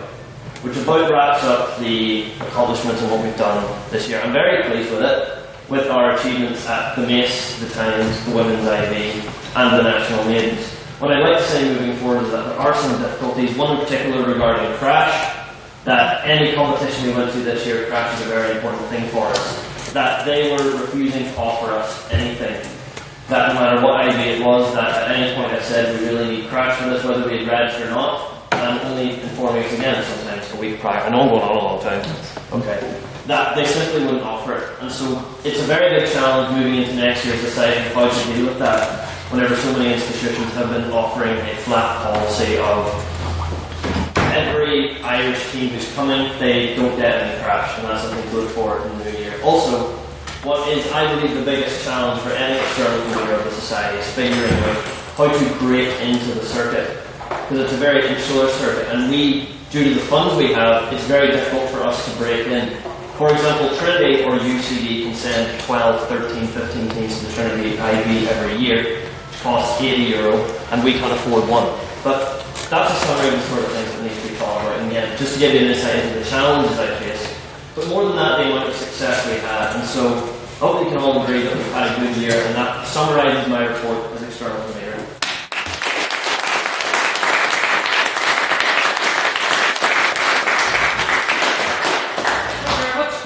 And now to give his report, I'd like to you all to welcome the internal convener for the 169th session, Mr. Matthew Bryson.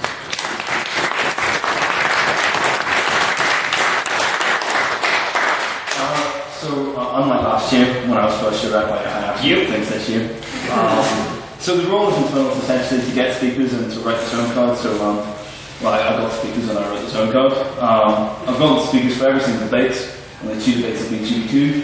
And last semester we saw plenty of 4v4s, and we got a turnout for a lot of debates. High turnout, which was really good. I pushed for teams to meet before every debate, which was new this year. And at times when it was all maiden speakers or a majority team of maiden speakers, I met with them and had them feel more confident and made it less of an intimidating thing speaking at the society for the first time. I ran an extremely successful internal meeting and put together everything, which was a pretty decent film card, which I was quite happy with. I also suggested the Goldkin debate and gave feedback to the speakers afterwards, helped run freshers and refreshers fair, and kind of touching on what Lauren said, in council I was never a yes man. I stood my ground and I wasn't a seat fill, and I think anyone going to council next year, it's extremely important that you also follow that. You don't just say yes to whatever everyone else wants you to say, you stand your ground and say what you believe you want to say, and that's more or less the internal report. It's a pretty simple role, pretty simple report. Thank you very much.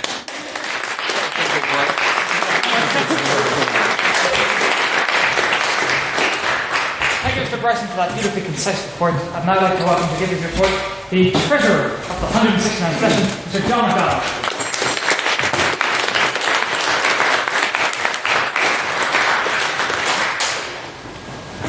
Wow.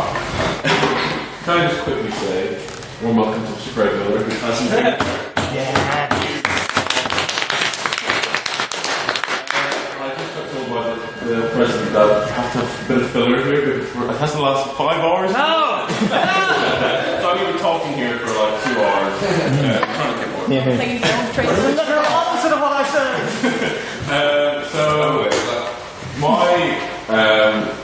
My time in office began with the annual report that we had to draw off last year. There was very little information to go on, but I managed to let it. There we go. I was all throughout the summer. I was trying to organise an alumni debate, which unfortunately, as you can see, never happened. I tried to get in contact with the alumni office, but unfortunately, only 2 people responded from the email that I sent. I got it to the graduate bulletin, but still. People responded, but I think that paved the way for the creation of the classical, the Literific Classics, which we saw last week, really successfully with the debate. My role really can be summarised. I thought about this last week. A word to describe the finance office. I warn you that I can't find you in this meeting. We're done. That is a thing. And that we are live streaming. I'm really. The only word I could really think of was archaic. It is mind-boggling the amount of crap that they deal with you. I was trying to get it. So the pizzas at the start of the year last year, I bought, and I had to get a refund for it, obviously. And it took them 2 weeks to write a check. Literally 2 weeks to write a check, and I didn't get into my account until a month. So that was fun. sending the invoices. Apart, so I'll send invoices obviously for the maintenance. 28 maintenance is happening. Maintenance? Yeah. And that's happening next week. And yeah, I was told, oh, that'll be due tomorrow at the end of our little meeting. It was like, oh no, don't really know what's going to happen. Yeah, 5 minutes to make 4 invoices really. It's ridiculous. But I hope that my predecessor will the alternative. Sorry, yeah. So it's they don't do bank transfers. Yeah. Don't do bank transfers. But yeah, so that's basically my role in a nutshell. I secured one of the highest grants we've ever had, £534, and an extra £100 in capital grants, which make bonus that.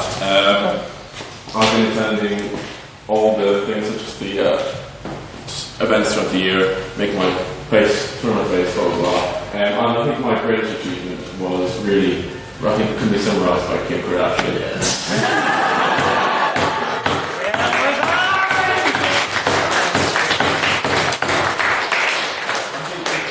Really the opportunity to ask the most relevant, important question. Really struggling at, will Kim Kardashian really make it come to Chile? No! And just for future reference, I think that this role in the future is a bit of a more solidified position. It's hard to say where the treasurer really makes stands in the council. It's hard to tell what they're involved in really. It's difficult to define what I'd be relevant. But that's so for whoever my successor is, I'm not going to point. But yeah, thank you very much.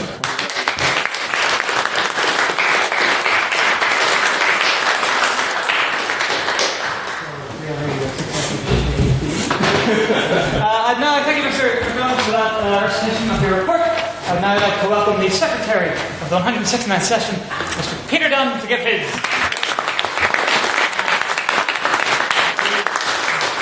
Hello again.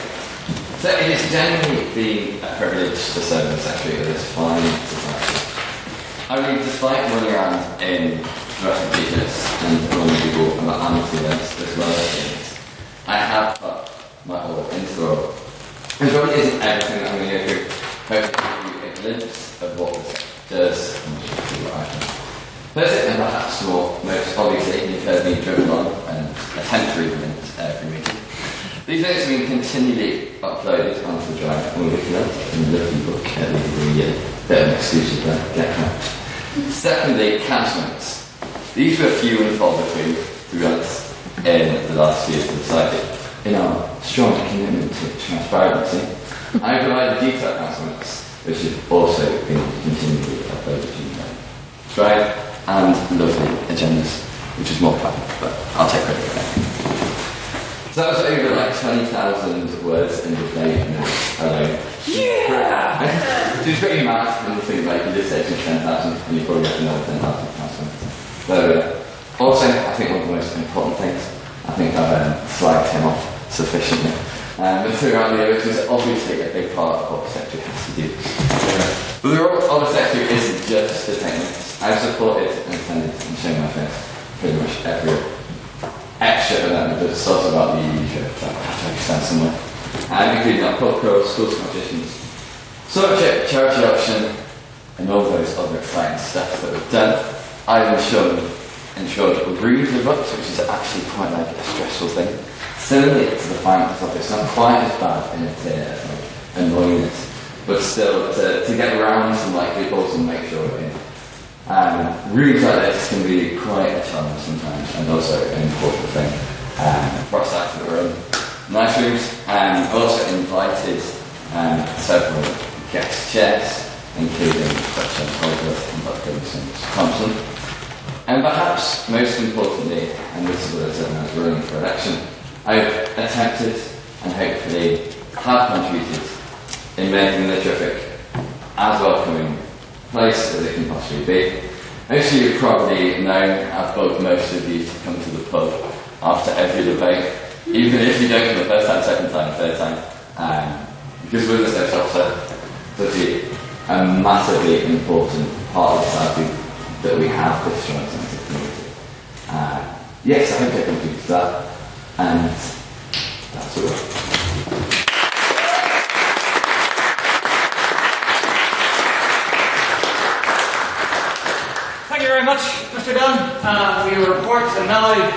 give his report and some kind of vague state of society address.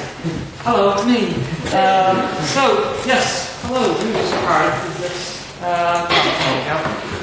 So, as you will have observed from the order papers this evening, my section is not just the report of what I've done, but also a general state of the society address. I would like to begin just by saying that I know, obviously, the reports have now gone on for quite some time, but I feel they are very important for a number of reasons.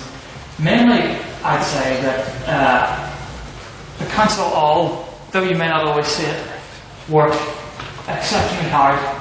They are, after all, volunteers and are obligated to do nothing, and yet the amount of work that they consistently put in is astounding, and so they deserve the recognition for the work that they've done through the year. And so I would ask the House to give the Council as a whole another round of applause.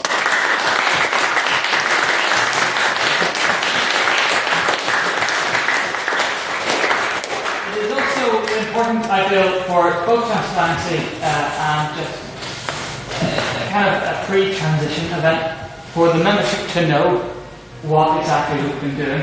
Too often, society committees can become horrendous cliques and in friend groups and whatnot who don't really appear to do very much and are accountable to no one. And so these reports help to alleviate that, as do the other things that we do through the year, which I shall address now, I suppose. I'm going to flip backwards and forwards between things that I specifically have done and things that the society as a whole have accomplished. That's partly because I may possibly not have anything committed to paper for this, but also because the very nature of the president is that their role both is and needs to be quite vaguely defined.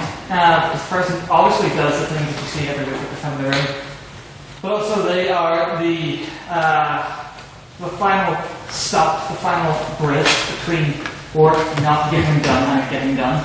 When all else fails, it is the president's job to ensure that things get done.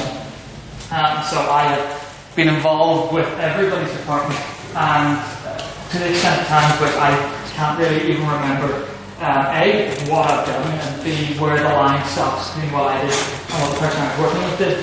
So I'm going to keep, hopefully this just to the highlights and whatnot, and everybody, a full written report will be made available in June once we have left office. So just a few fun facts. This has been a year of, dare I say, unparalleled success. We have broken a number of records throughout the year.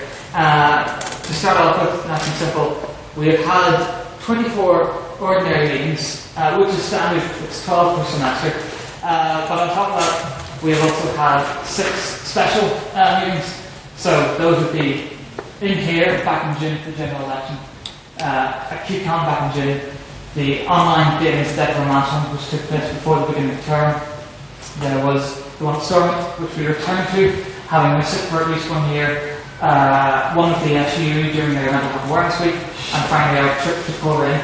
So that in total brings the number of debates we've had this year to 31, which as far as I'm aware is more debates than has ever been held in a single session. So that is commendable. Otherwise, how do I leave my water? There we go.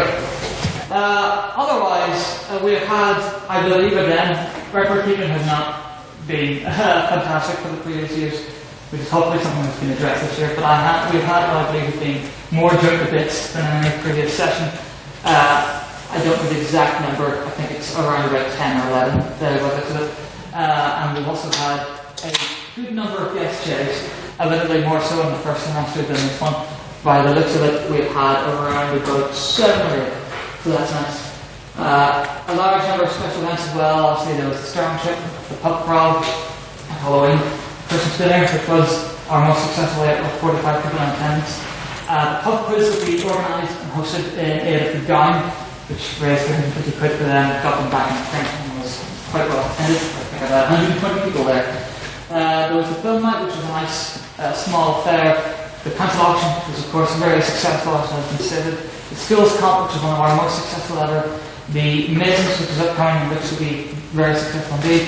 The conversazione, which, assuming everybody who has still like form attends, will be definitively our most successful ever. as we have now exceeded the capacity of the room that we've been in every year thus far in the Ulster Reform Club. At present, 57 people have registered their attendance, which means the first time we will be in the old billiard room. So that is quite the achievement as well to the sense of community of the Scotland Society. I want to draw specific attention to some of the work that the council have done that they were a tad understated about during my delivery. So, of all these note, I was, for those who don't know, tech guy for 2.5 years before it was an official position. And it really bumped with me how Mr. Bradley almost casually mentioned how 3 debates have broken 300 downloads. That is the first time that has ever happened. The highest we'd ever had in previous years was about 200 and something. So to break 300, and to break 300 with something like the 4th debate, is a testament to both the effort put in to Mr. Bradley in recording and advertising and whatnot, but also to Mr. Bryson and Mr. Dunn for their work with the term card. So that, congratulations to you for that. Otherwise, let's see, who should I go with next? I am a big fan of record keeping, spreadsheets and all the rest. And the amount of paperwork and paper trail that has been left behind in wake of the skills comp is phenomenal. Ms. Carver-O'Neill mentioned that there was stuff left in place by one of the previous holders, Ms. Mary Lou Sinnott. Mary Lou Sinnott was the second ever holder of the office back in 2014-15, and so a revamp has been a long time coming, and kudos to her for doing so.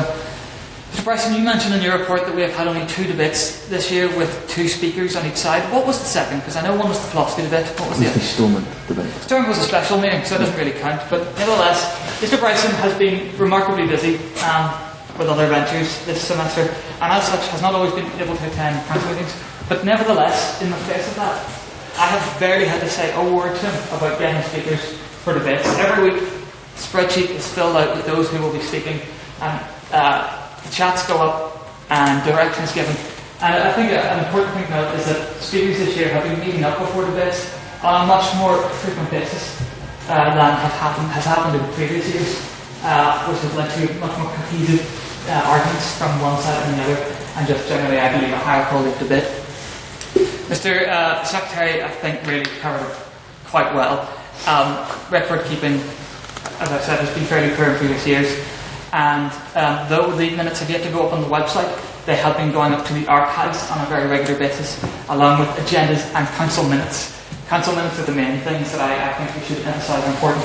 Obviously, debate minutes exist somewhere because they're read out each week, but council minutes just haven't really existed for years, and they exist in full, glorious, action-pointed form. So, very good job to you for doing that, sir. Mr. MacDonald, as ever, keeping us out of the red and in the black, as it were, is no mean feat. To thank you for not letting me spend this into oblivion. I would have done it had I been given the chance, but I wasn't under the ever-watchful eye of Mr. MacDonald. We have remained financially secure, so excellent job. Mr. Dolan, you were saddled with a fair amount of work by your predecessor's predecessor over the summer, which I will briefly touch on later. But otherwise, we have sent teams to more comps than ever before. We've sent more people to comps than ever before. And the fact that we are now hopefully going to be on the rota for the national meetings is truly quite the achievement. I personally think that hosting the meetings and getting on the rota is better than hosting RID, because we can host RID anytime, but getting on the rota for a national convention or competition rather is quite exceptional. So good job there. The social officer, as we have stated numerous times, we are smashing the records of attendance at our social events and whatnot. But more importantly to me than that, because people make the effort to come to things like the concerts and the Christmas dinner. I often, along with a number of members of council and Davis who need to stay behind that for debates to tidy the room. And so I often arrive at the workers maybe like 30, 40 minutes after everyone else. And the number of times that I have walked up the stairs, turned around the corner, and seen the entire smoking area packed out with people under the heat lamps has been phenomenal. In previous years, as was mentioned, we went to House Park Stromwells, which had a very small area for us, so by necessity, not a huge amount coming back. But seeing 20, 30, even at times 40 people coming back afterwards, that's dedication right there, and that speaks to a real sense for me and an excellent job by the social officer. And finally, Mr. Corrigan, who is not a council, but has been a wonderful returning officer and will be one again tonight. Just briefly touching on things that I did, very briefly. So obviously, the bits, that's swell. Order papers were just a little thing that I was very keen on because I remember when they existed back in my first year. And if nothing else, they help keep me on the right course through the bit and make sure things go right. And I think, as Mr. Bradley had once said, they make for a nice memento up to date so people are so inclined. Obviously, a big thing is, alas, I'm not wearing mine at the moment. Yes, I know it's a line, but the lovely metal and enamel Literific pins, which not enough of you have bought by them. I bought one by another one. But I, as Miss President Emeritus to fly HLN Capriaha mentioned last week, enamel and metal lapel pins is something that all the way back like 1, 6, 5th and 6th they have been trying to get. So I'm rather pleased that we were able to finally get them this year, albeit they are a tad larger than I was hoping. They are still very nice. Obviously, I mentioned the Grand Cup quiz. I very much particularly in organising that. Obviously, as well, we hosted the Irish Tennis Final this year, first time in 5 years as well. And I think it's fair to say I took a significant lead in organising that. Helped Mr. Bradley out with design stuff, the new crest. I think, was that me? Or was that us? That was you with you sending me messages and me going, no, yes, crying. So I dabbled with design work, so I haven't made a selection of cracks and helped Mr. Bradley out with his stuff. I'm just very briefly now and scan through other stuff. Because there's definitely something big and missing. But again, it's fairly not in front of it, it's like a Frankfurt I feel I'm missing. But for the president to go on about what they've done, because out of everyone on the council, the role of the presidency is very much so the least voluntary one. Everything begins and ends and stops and dies and lives and whatnot with the work the president does, so I assume very much no. I also feel it's important though to briefly touch upon things that have not gone as well, because we need to learn from our mistakes. I will very much start off with myself. I think there are 3 key personality traits for the president to have. They need to be a good showman, showwoman, so a person with the ability to stand in front of the room, be entertaining, be friendly, be welcoming. They also need to have very good admin skills. The sheer number of emails that constantly flood in is horrific. And also, they need to be able to work with the council. No, to my belief, no president since the refining has ever had all 3, and I most certainly do not. I'm pretty good, hopefully you'd agree, at the whole sign up front being an idiot thing. And then my admin skills are quite good, if I say to myself.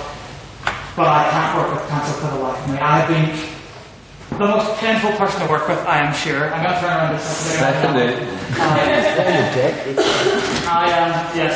I am not a particularly fun person to work with, which mainly stems from I have far too much respect, and I'm happy with respect for councils of year previous, more than should be realistically had. And so I can't help but compare myself and indeed the rest of council to these idealised notions that I have about previous councils that simply weren't true. But my sincere apologies for being such a royal pain in the backside to all of it. On the other positions, most people were pretty good at calling out ways in which things might not have gone as planned for them. As Ms. Carter mentioned, next year we really focus more on the charity aspect, but also promotion. Promotion is a big thing that needs to be done, posters and whatnot. And Mr. Technology Officer handled social media. It specifically says in the Constitution that he's not meant to, because whenever I wrote that, I hated social media and didn't want the tech to have to deal with it. So that is something that definitely needs to be addressed next year. Tech, I'll come back to you. I'll go with Mr. Social Officer. Mr. Social Officers, the problems, failings, not the right word at all, I apologize, but were mine, not his. As council will have no doubt texted to you before now, I'm a terrible control freak. And because social officers in the role, I kind of took over a lot of things that needed to be done and didn't give Tom enough work, which I should have done. Anytime I did, he did it well. But social officers very much need to stand in the room. Actually, you need to just tell the person to go when you're not supposed to take over the stuff. Hugh, obviously there was the LGBT plus competition that was going to happen over the summer and didn't. Not Hugh's fault, very much not his fault, but nevertheless, something that we should probably never try to do again in the future. At the very least, in the context of a comp over the summer. Just a bad idea. Bryson, Mr. Internal Convener, we had a good number of guest chairs and speakers, or many guest chairs in the first semester. Obviously that will not really transpire this semester because we do focus more on other things, but that is something that we definitely need to try and push more on next year.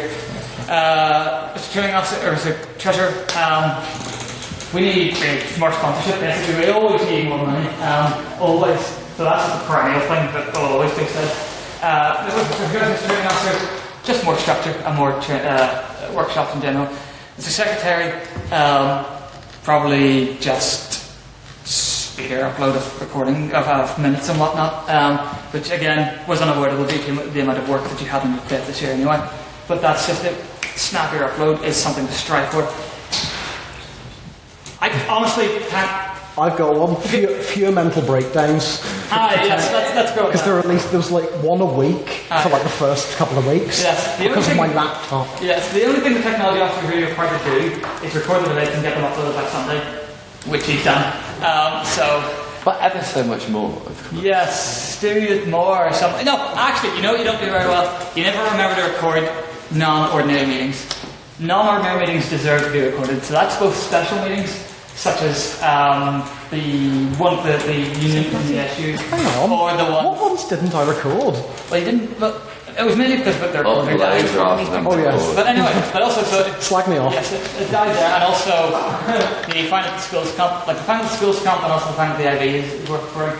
Anyway, we're taking a break once I'm done here, so I'm just about done anyway. So we're in the black. We applied for both the Society of the Year Award and the Event of the Year Award, and I believe our chances are good. Membership is booming, engagement is booming, and I really wish there was someone who'd been here longer than me, so I could ask them about things previously. But nevertheless, thank you all so very much for being members this year, for coming back week after week, and indeed coming to this general meeting that is going on much longer than anyone would really like. It has been an easy year by no means, but it has been very much worth it. I hope the council will agree. And I look forward to seeing many of you at the Conversatio night. The time is now 7:15. I will adjourn this meeting temporarily for 10 or 15 minutes. What do we want? 5. 10. 69. 2 days. Go to the bathroom, get some fresh air, get a bottle of water. I'll see you back here for the elections. How long was it decided again?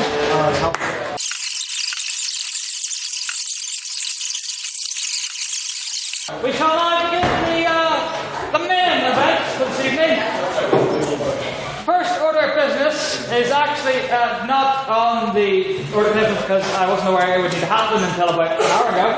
So, first order of business is to instate a returning officer. So, as the most senior member of council who is not standing for election, I am automatically made one. The council collectively here proposes that Mr. Killian Thornton shall be the other returning officer, doing as he did such a great job last time at the EGM. Can I have a quick show of hands? All those in favour of Killian Thornton being the returning officer for this election, raise your hand and say aye. Aye. Against, say nay. Nay. Opposed, abstaining, say nay. Excellent. 1 nay, 2 nays, and the rest in favour. Mr. Treasurer, you're going to need to take minutes. I can grab you. So, with that out of the way,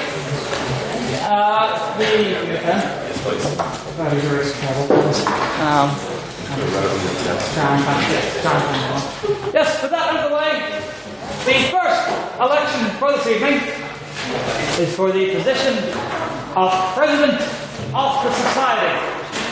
There are 2 candidates standing in this election. Current external convener, Mr. Hugh Dunn, and reopen nominations.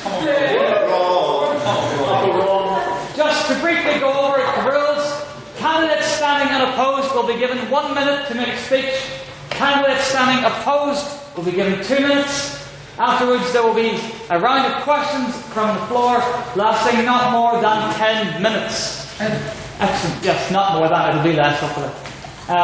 So, to give his speech for the position of President of the Society, I bid you all to give a warm welcome to Mr. Hugh Dolan.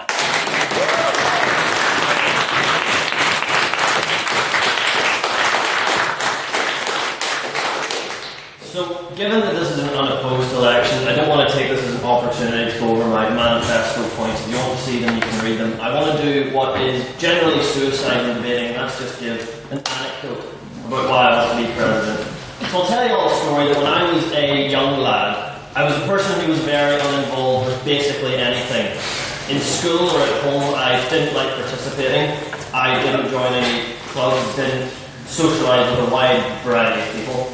But that's because I didn't feel welcomed anywhere. I didn't feel that anywhere I did show up or anywhere I did go, that my contribution was wanted or that my participation was something valuable.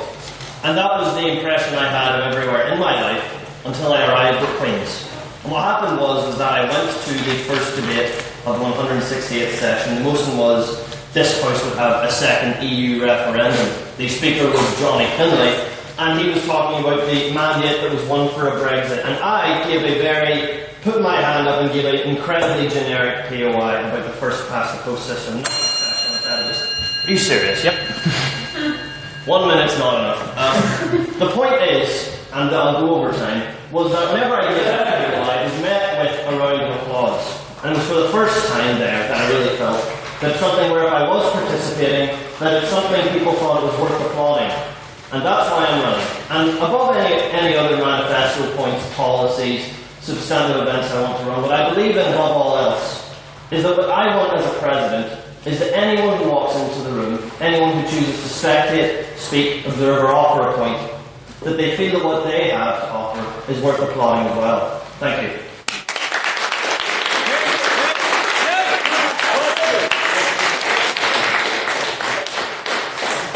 Thank you very much, Mr. Dolan, for that fine speech. I will shuffle slightly over to the left. Are there any questions for the candidate? I will start with Mr. Sullivan. On your feet. Mr. External Committee. Oh no. I know where this is going. I know what you're going to say. Please enlighten the House as to what you had for breakfast this morning.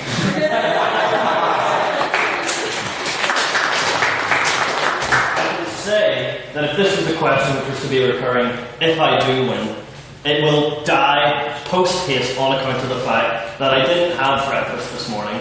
And if it were a question every Thursday, the subsequent answer every week would be that I did not have breakfast because I generally do not eat breakfast.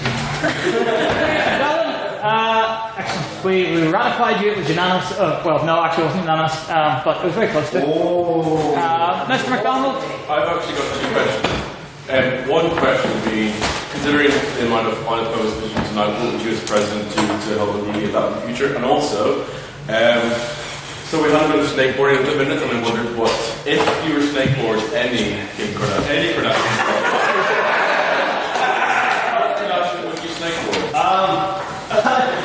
I'm in the same boat as Calvin that I know literally next to nothing. If I were to name the amount of Kardashians, I'm sure I could not count more than one hand. I believe there is the Kim. Kim's the important one. There's also a Chloe. The third one? That's cheating. That is cheating. Blatant cheating. Did not know Courtney, so I'll go for either of the ones that I knew in regards to the snakeboarding. And as regards to the serious question that was asked, I believe it's about letting everyone know, again, it's about participation. And it's letting people feel that what they can do on council it's worth encouraging that. And throughout the year, it's making everyone know what everyone on council is doing. Like myself, most members don't go to IVs or go to tender on and they're not aware of what external does. Like, what's the impact here? It's to let everyone know what's going on, what every position does, and why we all appreciate the hard work that we all do so much out of our love for the debates.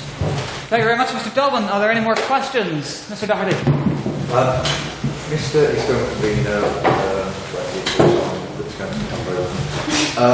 If you do become president, Will you ban all forms of paraphernalia that relates to Detective Comics from meetings? I believe that's targeted towards Shane Glasgow, but I haven't. I'm wearing a Justice League t-shirt right now. Which is all good. I believe I was actually wearing I was going to say a Batman shirt, but it was actually a Thor shirt earlier in the day, so given that my own wardrobe contains such a thing, I have no particular bias in either fashion. Thank you very much, Mr. Belvin. Ms. Carberry O'Neill. The President obviously very much has the job of making sure that everything that Council sets out to do should and will be done by the end of the year. Without micromanaging, how would you ensure that everything that Council would want to do is being done? It comes down to a certain amount of good faith. At the end of the day, we're all here voluntary, and at the same time, we're all students and have other things we need to do. I'm not going to raise great ire towards anyone if the task isn't accomplished, and obviously, we're probably, and any council member, anyone in any committee of the student society isn't going to do everything they'd like to do by the end of the year. That's not me excusing things not getting done, because I personally believe in the good faith of everyone who chooses to run for council, that they have the drive and the passion and the ability to do the job that they're standing for, and will work with them throughout the year and genuinely believe that if they are the candidates that anyone out here would say that they are, that will all be done appropriately. Thanks, Mr. Belvin. Any other questions, Mr. Moore?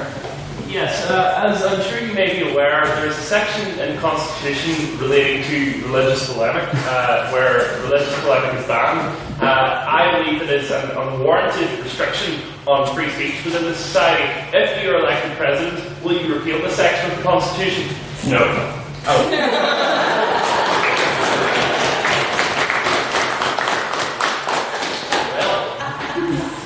Mr. Clark? Glorious El Presidente. That's him.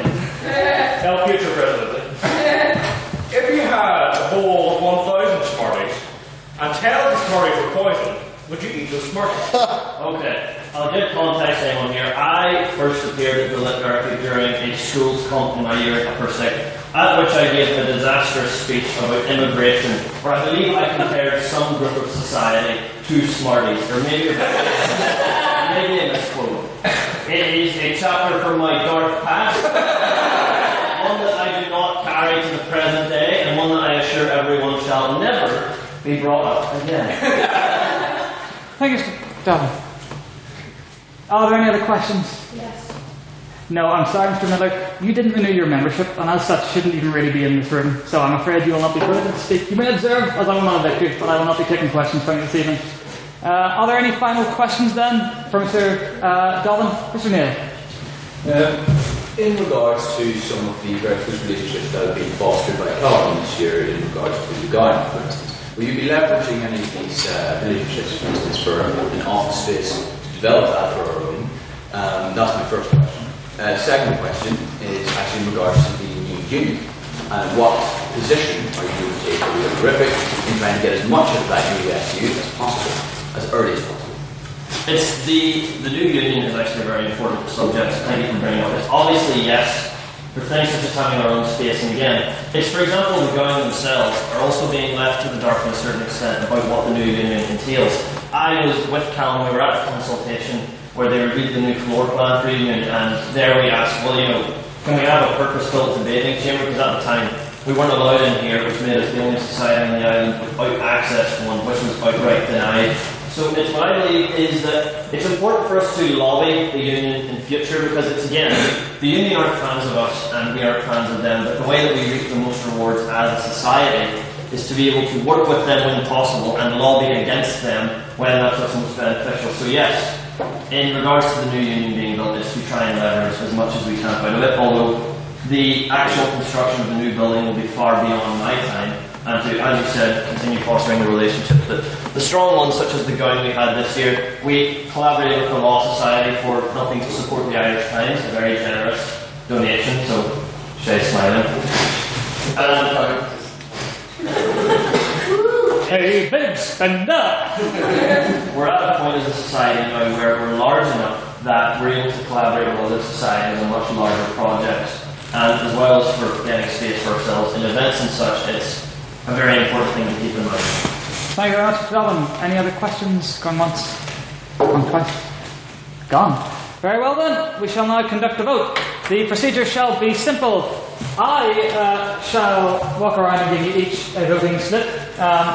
You shall write your vote on this paper. I remind you that the candidates are Mr. Donovan and Ron.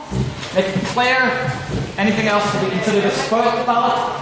And when you are ready, you bring it up to Mr. Thornton, deliver it unto him, and we shall endeavour to conduct the vote, or to count the vote, as quickly as possible. Thank you.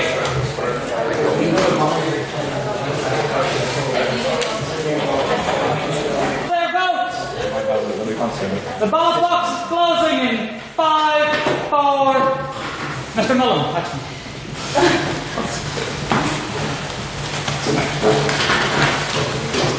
3, 2, 1. Thank you very much. Mr. Thornton and I shall now retire, or what are we doing? Still doing this one? Yeah. Right, in any event, whilst these are being tallied, to move things along, as we do anyway, I shall invite the next elections to begin. So, standing for the position of Secretary, we have 2 candidates. One is current Technology Officer Mr. Matthew Bradley. The second is reopen nominations. I would now like to invite Mr. Matthew Bradley to give his speech.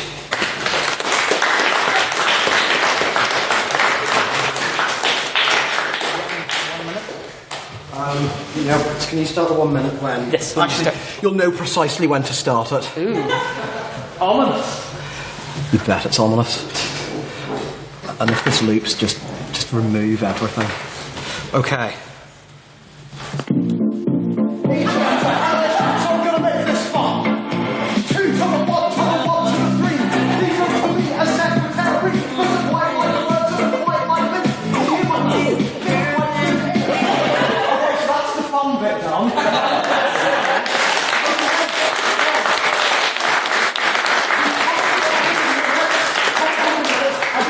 If you weren't there, I think the word lurid would sum them up. They're quite experimental. But I could talk about minutes for ages, but you've seen them, and I did a rap to sum up why I'm quite good at them. So this is really peculiar. I can't actually talk. I want to make the minutes as easy to find and consume as possible. I've already compiled a spreadsheet from all previous debates, which is for internal use, and I've also begun work on like a little bit of the website where you can find the recordings and the minutes of all debates, and I really want to continue that with whoever the next tech officer may be. I'm mainly a student, so I'm familiar with the concept of words. I know at least 6 of them. I think I'll be quite good at arranging them and sending emails out to various people. Oh dear. I'm also quite good at admin, and no one wants to know about admin during a speech, so here's a spreadsheet I made. There it is. I want the letter to be as fun welcoming a place as possible, even if that means being a bit weird. So folks such as Secretary, I will endeavour to make that the case through excellent minutes, amazing admin, and most importantly, memes. Thank you very much.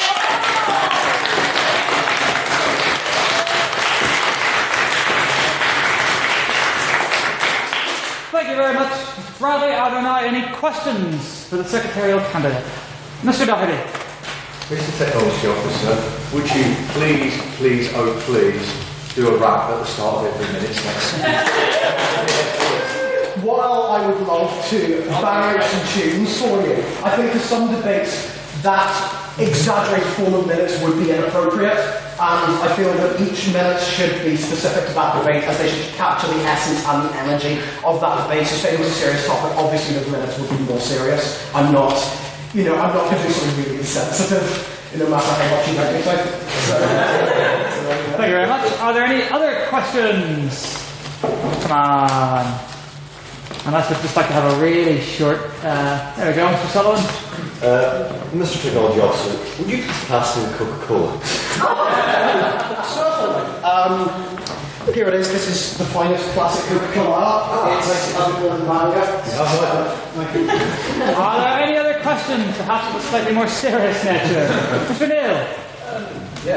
Beyond doing what Secretary does, do you have any other unique vision for the board? Outside the is very interesting. I forgot to mention this in my report, but I have been doing the event page pictures for every single debate and event this semester, and I do want to continue on doing the design work. It's, I undertake it completely separately to the position of tech officer, and so it's something that I would really like to continue. And also the promotion of debates through those event pages. Tech officer, obviously I have minutes to do each week, and I'm used to doing things each week, but in the position of secretary, I feel that, I would probably, because tech officer I have given myself a lot of work with it, so I think I will probably have more time to, focus on things. Plus, in the role, I'll probably still be coming up with ideas. The amount of things I've sent to Carolyn or various other members of the council at like 3 a.m. that I thought of, which I call my 3 a.m. thoughts. Some of them brilliant, some of them dreadful, including that. So, just that idea of innovation is what I want to bring just to week to week. Thank you very much. Are there any other questions? You want a piece of one? Go, no, bad. Oh, Mr. Murr. Will you produce a Literific AGM? You think me and Bryce are already working on one? You're just wrong. Let's carry on here. Do you think, given that you'll be in the final year issues? Well, I'm not sure. Okay, right. Well, anyway, Final year of undergrad. If I live on it. Yeah, right. Do you think that you'll be able to apply the same, because you've been absolutely excellent this year, Matthew, I think everybody knows that. Do you think that you'll be able to apply more time and, take on more workload quite easily without 4 weekly kind of breakouts? To be fair, that was at the start of the year. There were very good reasons for them, which I may divulge at some point. They're not weird. Most of them was, that isn't the laptop I had at the start of the year. The one I had at the start of the year, the side of the screen was melting and it wouldn't charge properly and it would occasionally just stop mid-state. So that was the reason for the insanity. But I think I should be able to balance them quite well. I was fairly, but not to this extent, active, for the second semester of first year, and I somehow got top of the year in English. So I think I'll bring that on in the speech because I'm not progress. I am, I'm doing fine. Obviously, literature will come first. English doesn't have a band. That should be fine. I will stay up for any hour to get it done. Are there any other questions, Mr. Sullivan? What do you foresee as being the greatest challenge you're likely to face next year as secretary, and how do you intend to overcome this? Probably time management, if I'm honest. Contrary to what I just said, while I have been juggling both the degree and the literific stuff quite well, it has made me a tiny bit stressed at times, but I think that's because of me giving myself too much work. But at least that means it's really good for the society. As long as it gets done well, and with new things coming, my steady decline into just becoming like a gelatinous blob shouldn't concern anyone. So, yeah. Any other questions? Going once? Going twice. Closed. Excellent. I then shall move us on to the vote.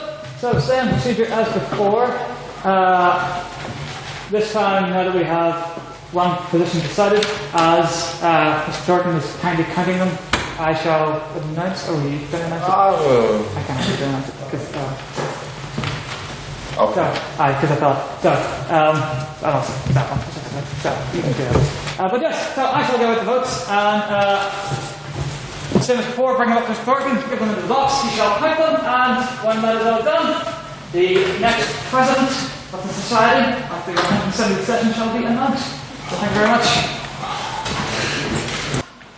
The ballot box closes in 5, 4, 3, 2, 1. Closed. As Mr. Thornton conducts the vote, I need to step out for just a moment. Stays in control. We come through.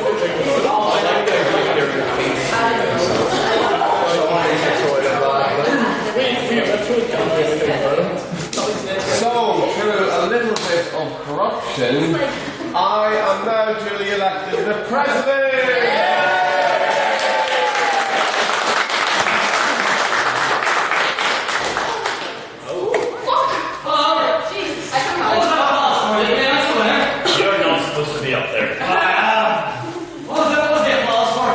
That through a little bit of corruption, I have now elected myself as president. Oh, excellent! Cheers for the third presidency, I say. Anyway, it is my great pleasure to announce that for the election of president of the society, the votes have been cast and tallied, and it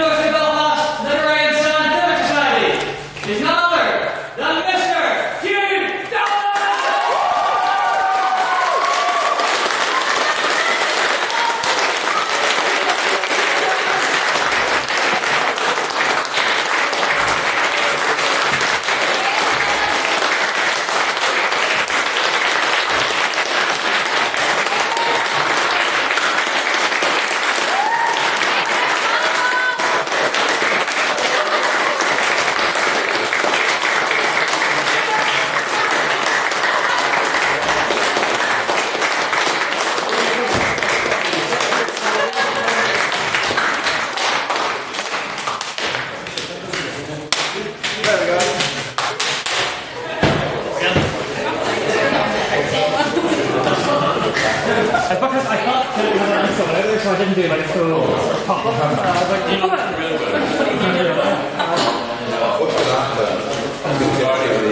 So, I would hereby like to invite the beginning of the next round of elections. This next set of elections is for the position of Treasurer of the Society.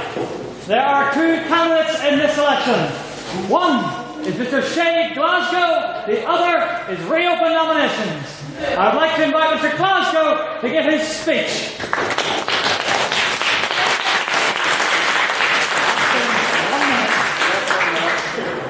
So obviously I cannot follow what came before. I can't follow Mr. Bradley's rap, nor can I follow the pomp and splendour that was Mr. Godwin's coronation. So what John said about the role of treasurer earlier was exactly right. If you read my manifesto, you'll see I described the finance office as a quagmire of bureaucracy, and I hope that after listening to John, you agree with me that that is an apt description. Why do I think I'm right for the role? Well, I spent the last year as treasurer of the Law Society, which is the largest academic society on campus. I know more than anyone the acute difficulties that come with trying to get anything done in terms of finances and in terms of our relationship with the Students' Union. The challenging aspect of the role isn't the actual budgeting part. You know, if you're running an event, all you need to do, you think, how much will it cost? How much will we have to charge for tickets? Is that a reasonable price?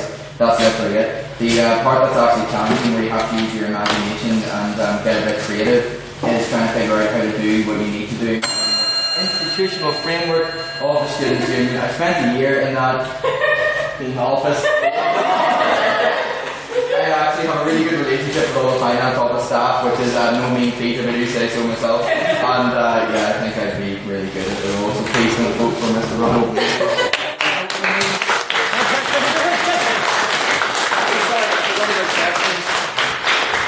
Now then, why does my gun keep falling off? Are there any questions? I have to give it to Mr. Hickman.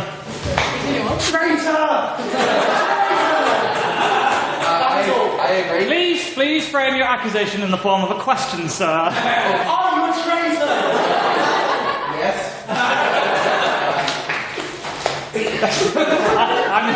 I'm fair enough. Mr. Sullivan. What do you foresee as right there? What do you foresee as being the greatest challenge to you as treasurer next year, and how do you intend to overcome that? Well, so the Law Society is just to having lots of money. And the Literific is not. That's no money. We heard earlier from maybe you, someone else in terms of sponsorship, possibly John, I can't remember. I spent all the last summer working really hard on getting sponsorship for the Law Society, and like as Morgan, you can back me up that I was actually really successful in that. I'm not going to make any promises because the people that sponsor the Law Society are not likely to want to sponsor Literific. But in an abstract sense, I know how sort of the process works in terms of university societies seeking sponsorship. So I would certainly be looking at that, trying to raise some funds for the society. In terms of the other challenges, it's literally just the bureaucracy, but I know every single form you need to fill out. I know what their schedule is for processing invoices. I know the opening time for the finance office. I know what you have to say to them to get them sweet. Like, I just know. Thank you very much. Full-time job for an entire year. Thank you very much. Are there any other questions for our treasurer candidate? Go on. One more serious one and I'll call it a day. Ms. Carbione. Well, you promised that you won't let the role of treasurer dealing with money constantly overshadow your role as a very, vocally active member of council, to make sure that you're still debating and making sure that all the decision making and the discussion going on in council still has your voice very heavily in it, that you don't just get consumed in the bureaucracy of all the money. Thank you for the question. Yes, I will do that. The role of treasurer is largely procedural. So once you get all the procedural stuff out of the way, you're left with, what can I do? And it is exactly that role in council. It's like Morgan can tell you from the Law Stock Committee and very vocal all the time, maybe the Law Stock should have effectively supported the strikes, I don't know. Things like that. Of course, you're not just there to push money around and to sanitize forms, you're there to be a voice. I wouldn't be standing if I thought I was just doing an unpaid, essentially, accountancy role for another year. Thank you very much. Mr. McNeil. Yeah, so we've heard one of the previous criticisms of Treasury and from the Treasurer himself of the previous council There seems to be a lack of discipline in terms of spending, in the sense that people are spending from their own personal accounts. What would you pledge in that regard to prevent such things so that people aren't in arrears and indeed have to be reimbursed by the society? Well, there's a good question. Hopefully try and implement measures far in advance that means no one has to pay out of their own pocket for things. The reimbursement process takes about 2 weeks to a month. It's a massive hassle, and I know that. So I'm having experience with that with law society stuff throughout the year. People need to reimburse, having to pay for things out of their own pocket. I will try and make sure that no one actually has to do such a thing. And if they do have to because of necessity, then hopefully they can get paid back in a prompt manner. If it's below £50, you can get it easily by the petty tax in the finance office. Thank you very much. Mr. Murr. Yeah. Mr. Glasgow, in this brave new world, what will you do in your role as treasurer to integrate the use of cryptocurrency into the society? Bitcoin. So, I'm not really sure that the finance office understands the role that debit cards it would be certainly a challenge to attempt to integrate cryptocurrency into Queen's current system of paper-based. So I can't make any promises in that regard. Also, I think the Bitcoin bubble is going to burst very soon. So I don't think it's important to do such a thing. That's my response to that. Thank you, Mr. Glasgow. Any final questions? Mr. Sullivan. Mr. Glasgow, what will you personally do to do your part to convert this society into a stateless, moneyless, borderless communist society? Well, obviously, as a role of treasurer, the first thing I have to do is eradicate myself because money has no face. In such a society, obviously, my next move is to nationalise the finance office and make sure it works in our favour. That's like a preliminary plan. I mean, as with all communist governments, there seems to be no real long-term plan going forward, so that's all I'm saying. Thank you very much. First, no more questions? Excellent. In that case, once again, we broke. So,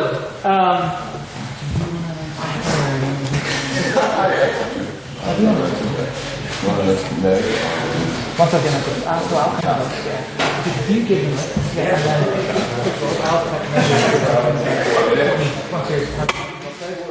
So, Mr. Thornton shall be handing out the ballots. Please take one, write your vote. No. Take a sec. She doesn't even care. Is that you? Fine. If you vote, bring it to the front, give it to me this time, and they shall be counted post haste. Once Mr. Thornton has finished handing out the ballots, the announcement of the Secretary of the 170th session shall be swiftly made. Thank you. Thank you very much. The ballot box closes in 5, 4, 3, 2, 1. Ladies and gentlemen, if you turn your attention skyward.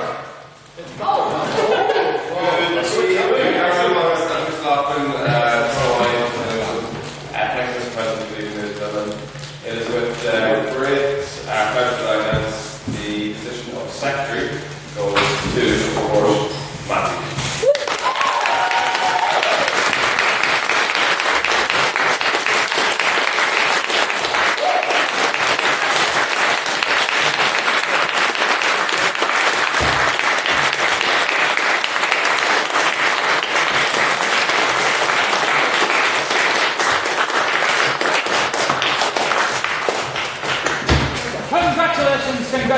Congratulations, Mr. Bradley.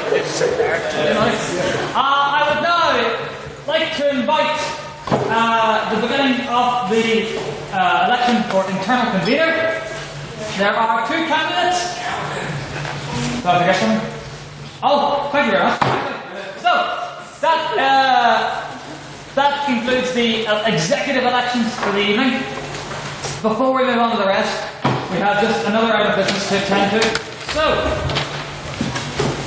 it is traditional, not actually required, but traditional, that at the annual general meeting of each session of the society, we take a moment to bestow some honorary life memberships.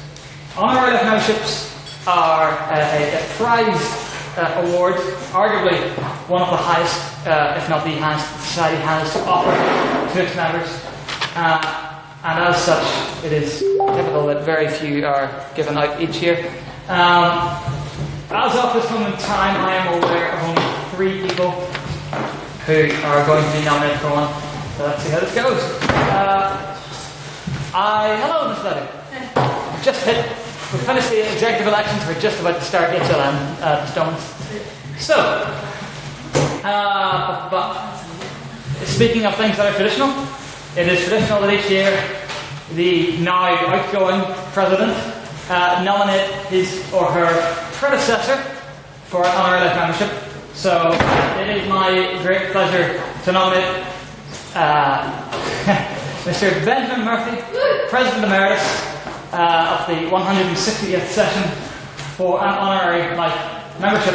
Here. Mr. Murphy served the Council and indeed the Society well, and has continued to be a strong friend and supporter to the Society even after he has left, and indeed was a strong supporter and friend of the Society for many years before his election as President.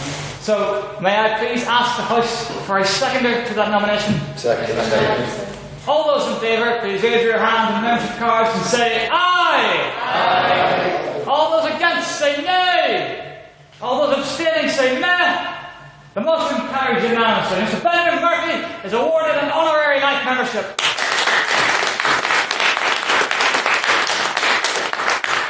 Are there any other nominations for an honorary life membership? Mr. Bryson.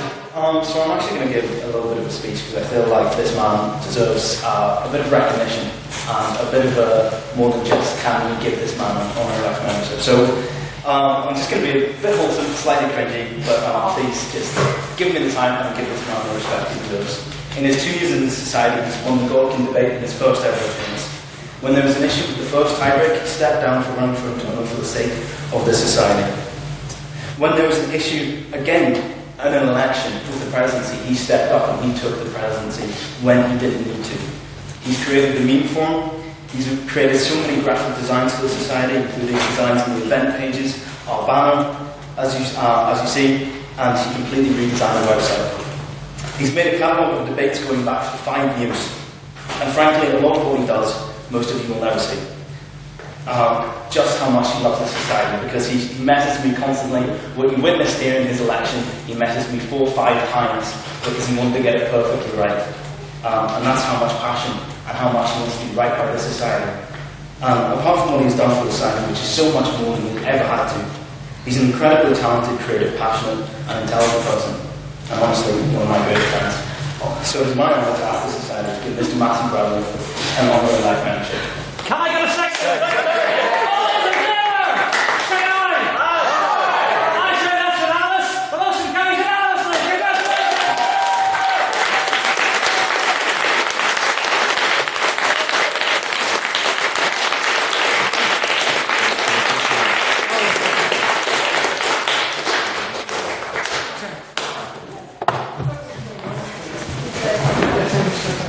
So, congratulations to Mr. Matthew Bradley, HLM. I believe Ms. Carver O'Neill has a few words to say. Matthew, I just have to thank you for everything that we have over the year. You absolutely just deserve what you've just gotten and to be elected. I am not good with technology, none of you know this. But at 10 o'clock at night, 1 o'clock in the morning, 9:30 in the morning, I was able to message Matthew with, help me with this graphic, can you put this in the F5 for me, can you everything, and at every single point, no matter what he was doing, Matthew would turn around and went, yeah, no problem, and if he couldn't get it done within a couple of hours, it was, okay, I'll have it done for a couple of days because I'm doing something, and you're an absolute friend to yourself in society, and that is very well deserved.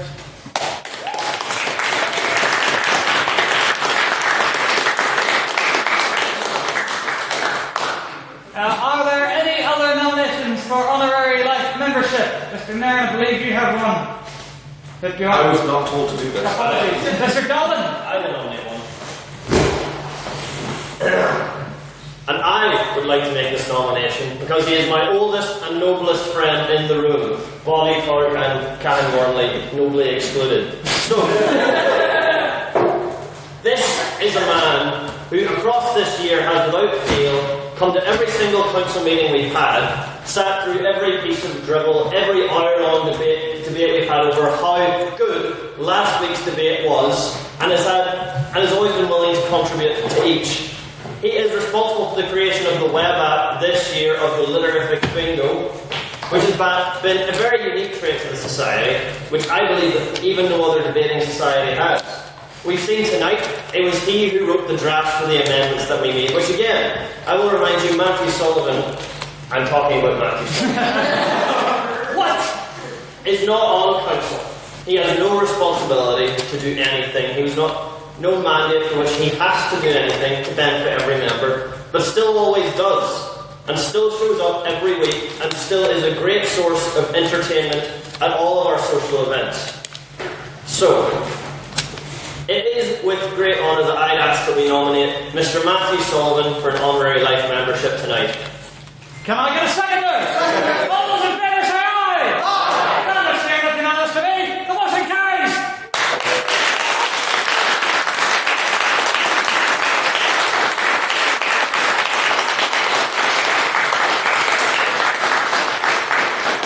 Congratulations, Mr. Matthew Sullivan, HLM.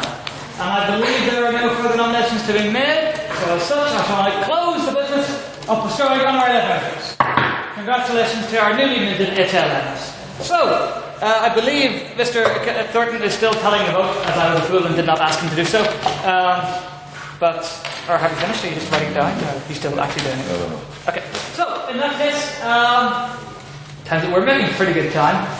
So, I would now like to properly open the next set of elections for the position of internal convener of the 170th Session Council. There are two candidates.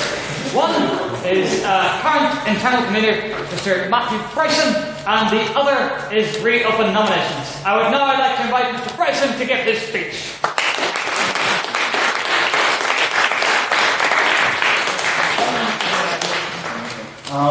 I'm not really going to follow that speech with Matthew Bradley because I love the society, but I love Matthew Bradley more. But I think I'm good for internal because, well, I've been there. I've done it. This last year, I think I've done an alright job. I know what I can improve on. I know what I've done well. I know what I've done badly. And I know that going in the next year, if you give me the privilege of being your internal convener again, that I will know what to do more. I will put more passion and more time into society. I have been on, this will be, if elected, my 10th year in a row on a debating council, deciding motions, deciding speakers. So this is something I'm very familiar with, this is something I'm very capable at. So, for the reason of my confidence, which I hope you all see I have, and the passion that I have for the society, I love the society, I love this weird family, and I think it deserves more recognition, and the bigger we make it, the better we'll make it. So for that, I would very much love you to go today. Thank you.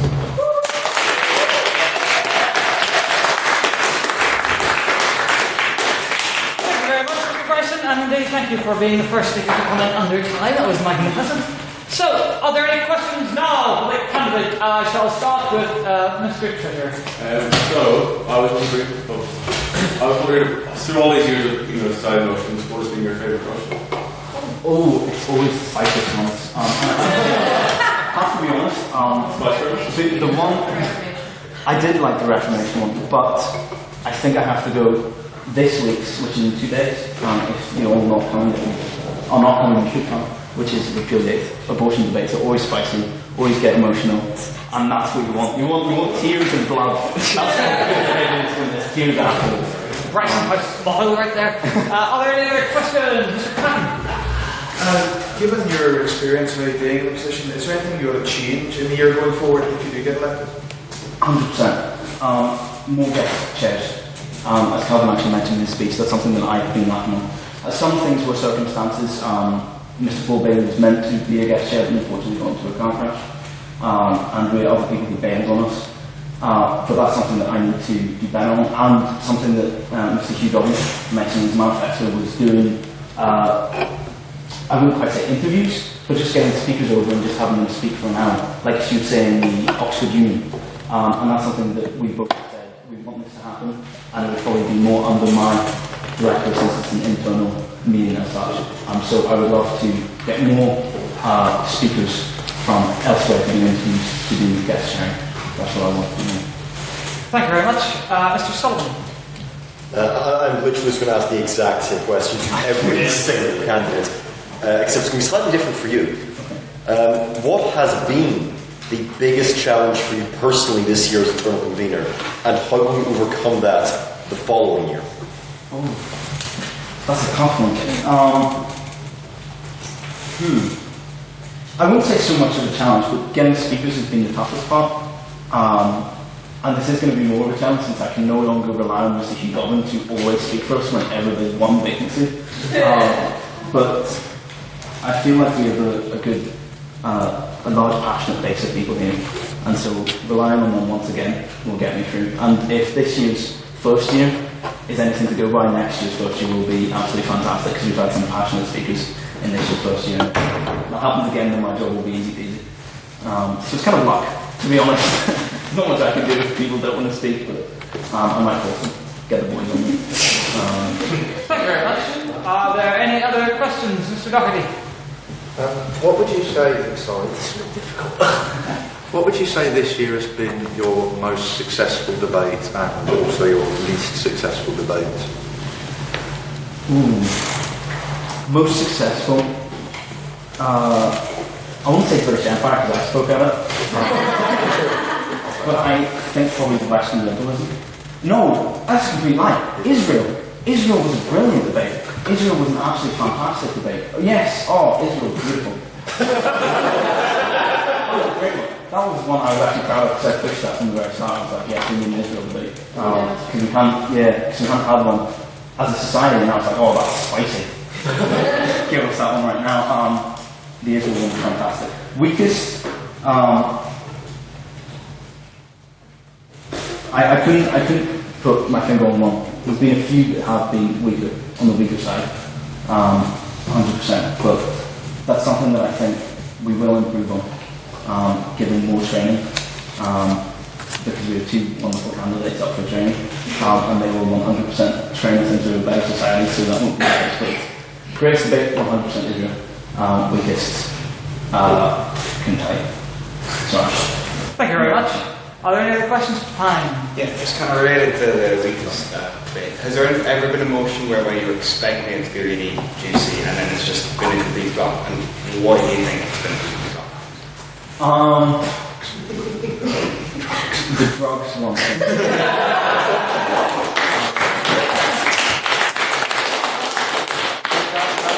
That's something that as internal convener and as a council we actually discussed.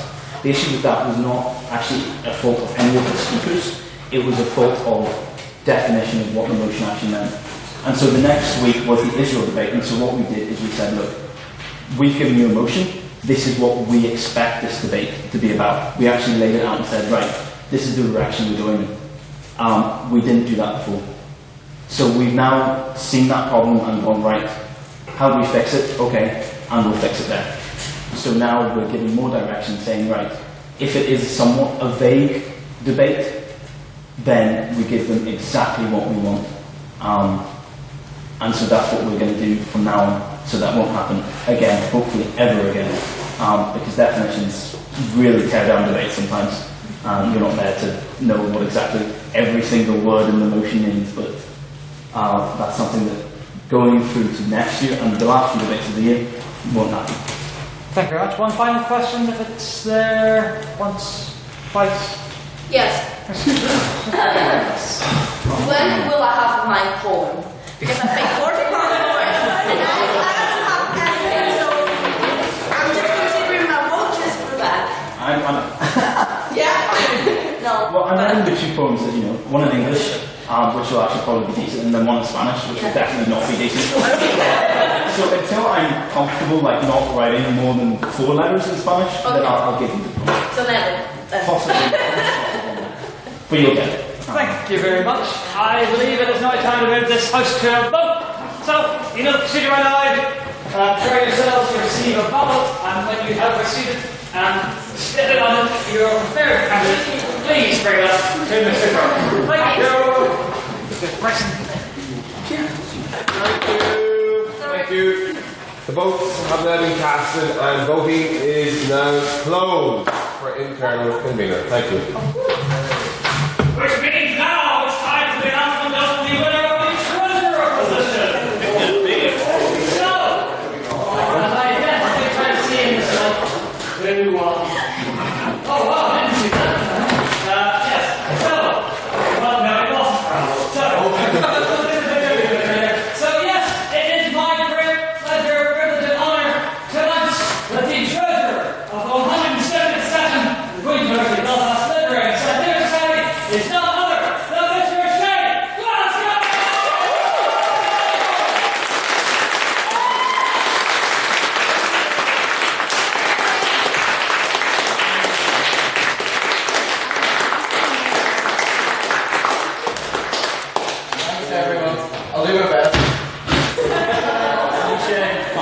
phone. You're on the best council.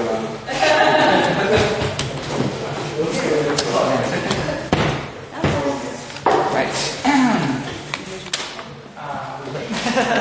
Okay, so what kind of... Okay, so I shall now move on to our next election. Funnily enough, actually, something I forgot to specify, but hopefully it won't make too much difference. So the next election is for the position of external convener. There are 3 candidates standing in this election. Wow. Rollin is always one of them. Who's the idiot that put themselves forward for that? I don't know. We're literally about to find out. So, the candidates in alphabetical order, ignoring Ron. And also, bear in mind that you will be giving your speeches in alphabetical order, which I forgot to tell you. I apologise. Candidates are the contested elections. Your speeches will be in alphabetical order. The candidates are Mr. Grace Connolly, Mr. Edmund Doherty, and we open nominations. I would invite Miss Connolly now to give her speech.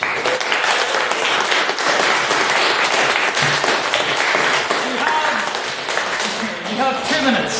Before I start, so we took a bit of buy and sell. Right now I'm meant to be at the Wombats. But of course my dedication to the society is such. I have 1 remaining ticket, and anybody that wants it, please take it, and I don't money for it. Just get rid of it. I'm going to quickly blast a couple of bits. My manifesto is on the website, and Edmund will probably talk about his afterwards, and ours are near enough identical. So what I'm going to say is why I think I'm suited for the role. I really care about society. I'm going to take a leaf out of Facebook and do a bit of a personal anecdote, which was last year I was dead convinced I was dropping out of Queen's. I hate Queen's, I don't want to be here. And then I joined this society in September. Now I'm motivated enough about Queen's to actually run for a position in council. So the society has done a lot this year for me for actually figuring out how to become part of Queen's University of some people despised last year. Just a bit of background as well. I'm currently the chairperson of the Northern Ireland Forum, which is the largest regional youth organisation in Northern Ireland. That means a lot of work, a lot of time, a lot of dedication. It means applying for a lot of grants and securing over quite a few £100 worth of £100,000 worth of funding in the past 2 years. So being part of the committee, being part of council is something that I am very well accustomed to.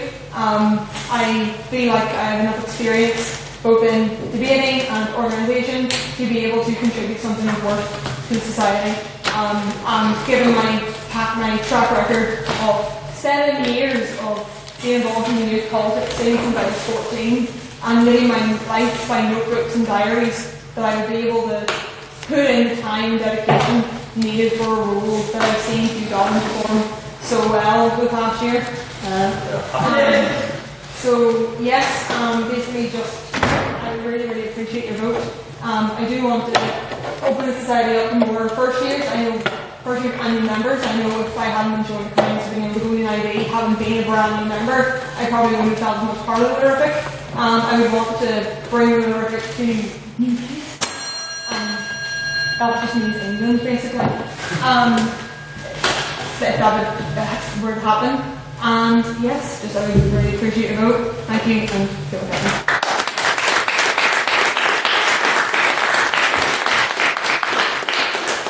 Thank you very much, Ms. Connolly. I would now like to invite Mr. Doherty to give his speech. I thought you were going to invite Ron. One of these days he'll actually show up. We have the same haircut in fairness. Yes. Hello everyone. I am ever so slightly nervous. Why? I've only been here for 1 year. However, I seem to have done a lot, or at least by Hugh's speech I've done a lot. I think I'm fed up on my own surname by now. Okay, Tara said I'd speak about my manifesto. She went right through me there.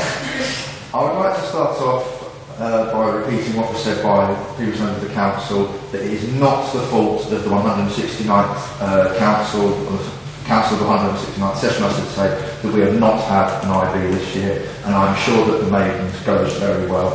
I hope so, I'm speaking in it. However, I still believe that we need an IB. It's a great way to get new people into organisation with the debates. It also allows us to meet people from across Ireland, as annoying as they all are. And I think it would be something very good. I would look into doing it before Christmas, because I think we can get in, if we can get in there early, we can get it out quite quickly, and that would be helpful. Tara mentioned about England. I'm sorry to steal that point. As she said, our manifestos were very similar. As Hugh said, it's almost like we spoke to him. I think that if we had a competition in England, especially in somewhere like, say, Liverpool, where we could have really cheap ferries that take people to it, and if we could get Crash for it, which we could probably get not being an English debating society, it could be cheaper than some IVs. Rupert Bradley, esteemed member of the society, told me that the Cork IV was really expensive and it cost him 50 quid to get down there. He can complain all he likes. I think we need more teams at competitions, especially in Dublin, because it's relatively close and the fees are sort of getting down there aren't a lot. However, this is dependent on registration fees, obviously. If it's €15 per team or per that's very good. Then that's doable. If it's €100, that's not doable. The same with the Irish Times. I'd love for other people to go there because it's fantastic and get them dress up if you get past that. Quickly, Hugh mentioned about Crash, and this needs. I think this is something that needs to be sorted out as quickly as possible for everyone. I think we need negotiation from the start on that. Or simply, I will take a very hard stance here. You can say, you either give us Crash, you give us the correct accommodation that we need for the weekend of an IV, or we will not go. And that's as simple as that. And I believe actually that if we did that and had more teams, that would break us into the circuit that you mentioned. Thank you very much and good luck to you.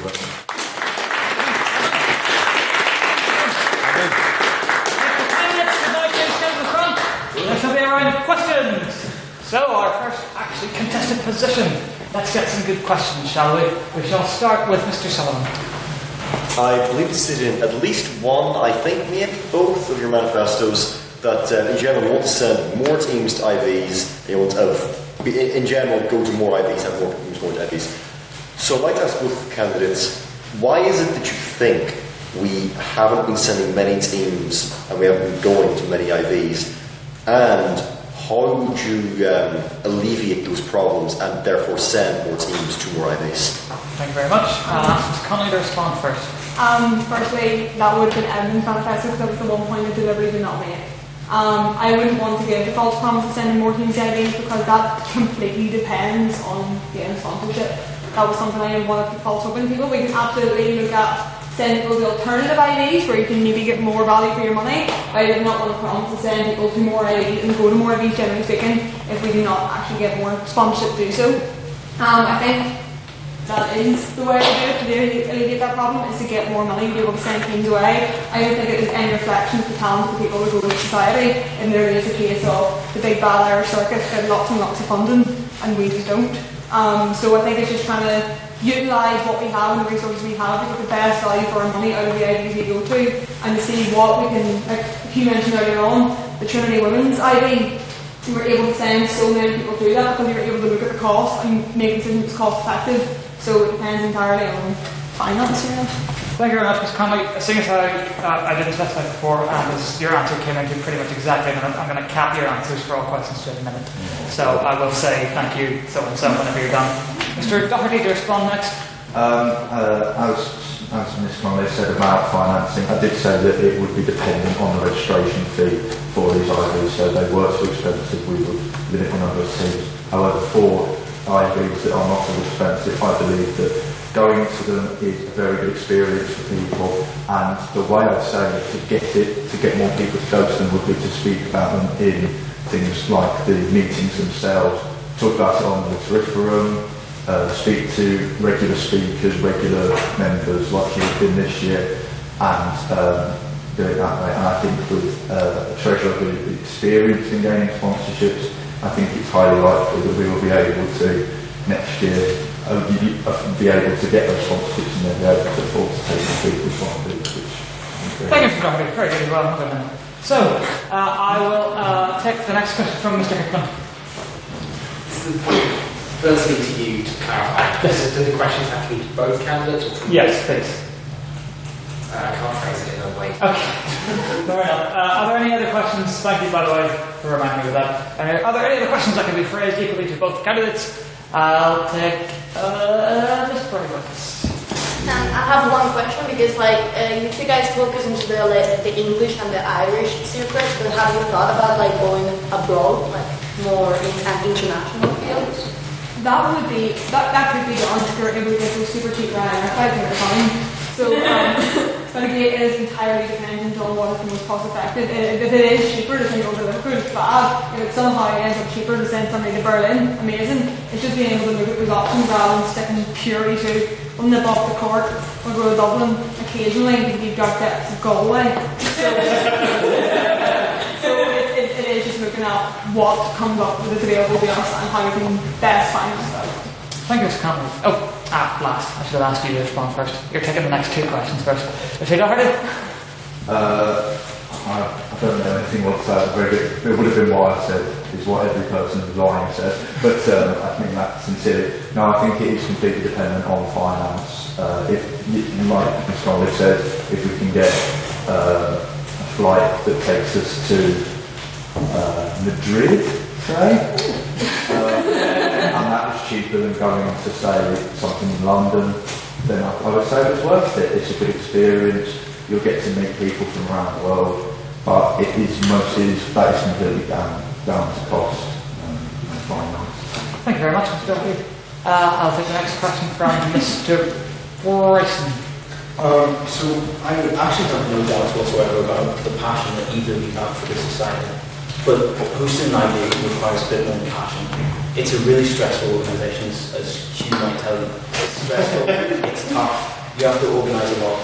So my question is, what experience do you guys have in hosting a massive event like an IV?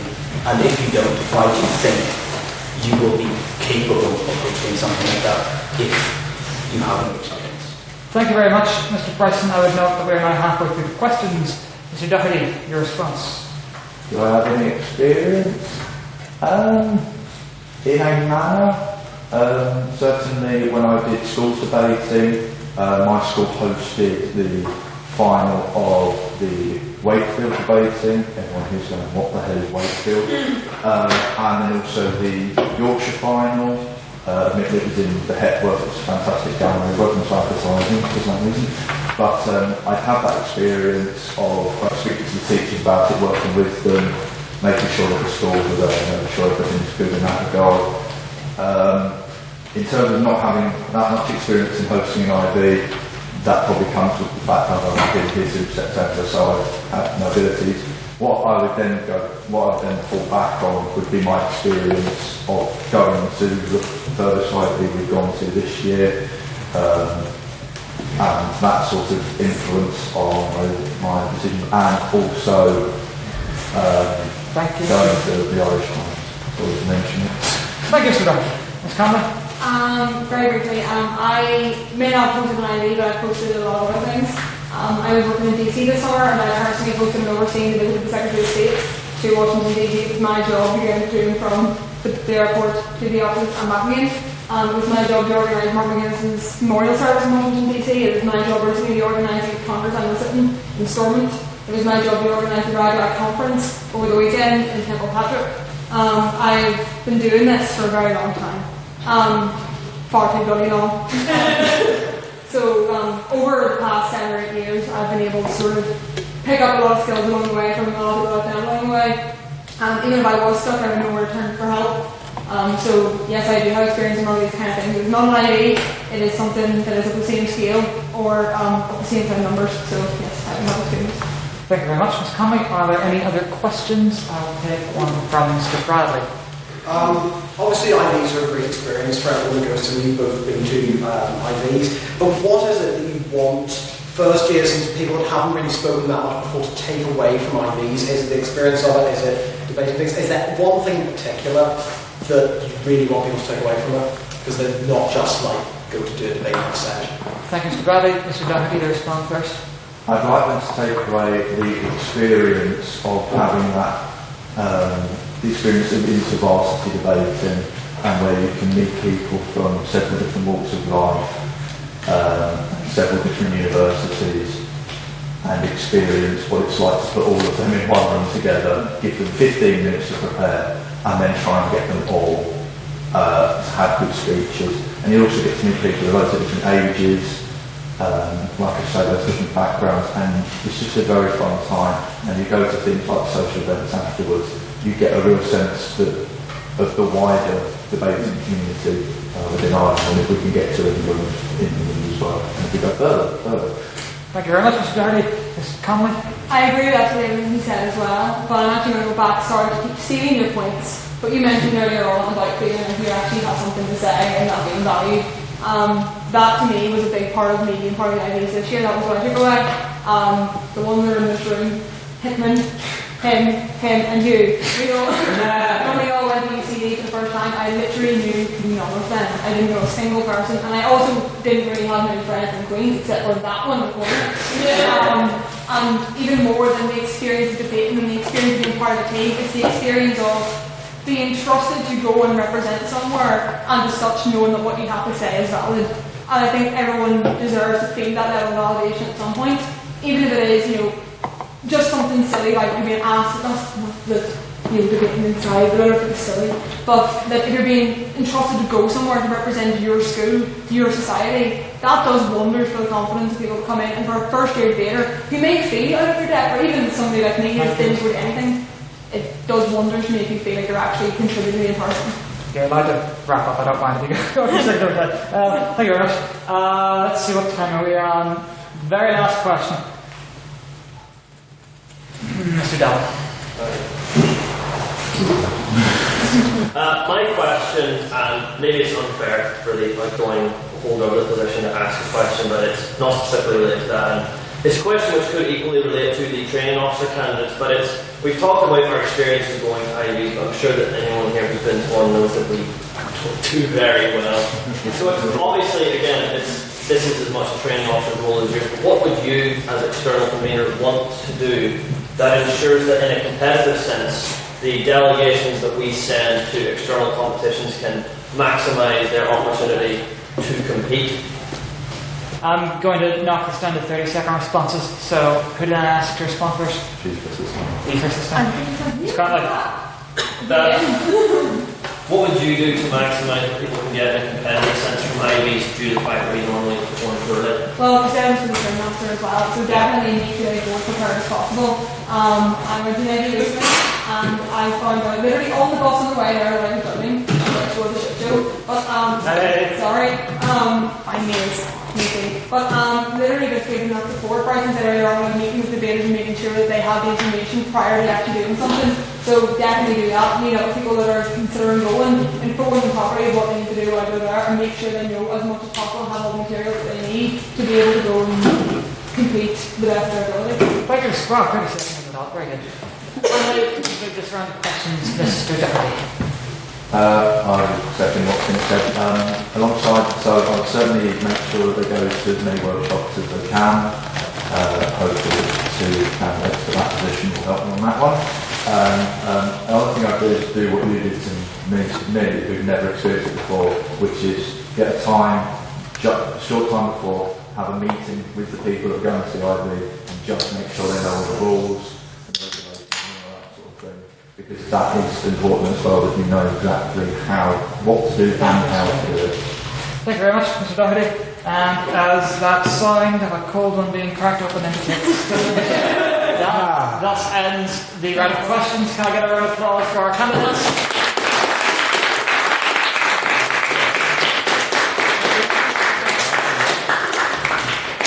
So, this round third shall be delivering the bots unto the people. Has he come hither, or come hither? Come around and pick the bots. Yes. Solid, useful. There you go. 7-4. Now, if you would all care to turn your eyes skyward, there is an announcement to be received. Good evening, everyone. It is a great pleasure that I duly elect for our internal officer, Matthew Rice.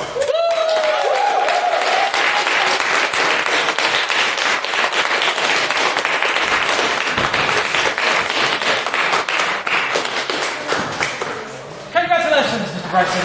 Now, let's see, what is on next on the agenda? Excellent. So, just wait for our returning officer to descend from the lofty heights in which he finds himself. Excellent. So, pardon me. Right. Very quickly on. There are remaining this evening 3 elections, 2 of which are contested, and also a ratification that needs to be taken care of. But before all that, our last unopposed election this evening, the position is Outreach Officer. There are 2 candidates. One is Miss Chloe Bergson, the second is reopened nominations. I do hereby invite Miss Chloe Bergson to give her speech.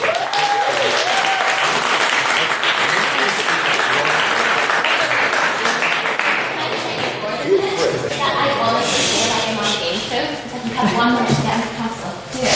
Okay, so I'm running for outreach, and my policy is divided into 3 sections: skills, parity, and promotion, which is basically on the competition anyway.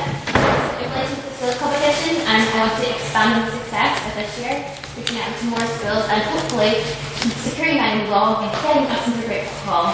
And I want to collaborate with the incoming training officer to put a workshop so that our students can deliver in secondary skills themselves, working with the kids directly, encouraging and improving their own training skills. In turn, this helps members refine their own training skills. You can teach it to someone else, you'll know more yourself. And also, I found out recently this will count towards degree plus, so my second policy is parity, and I'd like to host 1 major and 1 minor event per year. And so semester, and I have experience through road guiding of organising events for over 200 people. I have experience and I'm really confident I can bring it into And finally, the policy of promotion. And I will start a society Instagram so we can get all those success photos we all want. And just do the Snapchat thing because apparently we have one and we never use it. And so basically, I love the society. My first competition was actually against our new president in the skills competition 2 years ago, and I've loved debating ever since. So yeah, I leave it to me for outreach.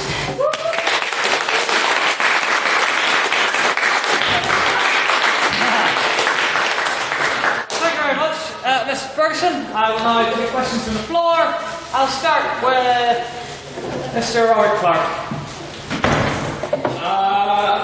So I'm pretty tired, but I feel like you said something like the Great Ball. I did.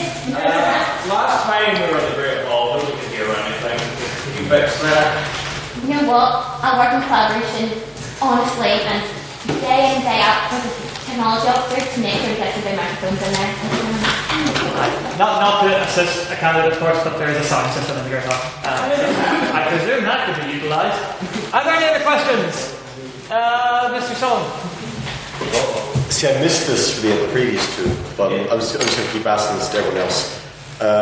What do you foresee as being the greatest challenge for you personally next year as outreach officer, and how do you intend to fix that? Personally, so I didn't make much badly. I do tend to take on too much at one time, and that I am actually going to be getting up if I get elected as outreach officer to my girl guiding responsibilities, because I'm really passionate about debate. It's been in my life for a few years now. I started debating society back in school, and I just want to make sure that I'm putting as much effort into the society as I can.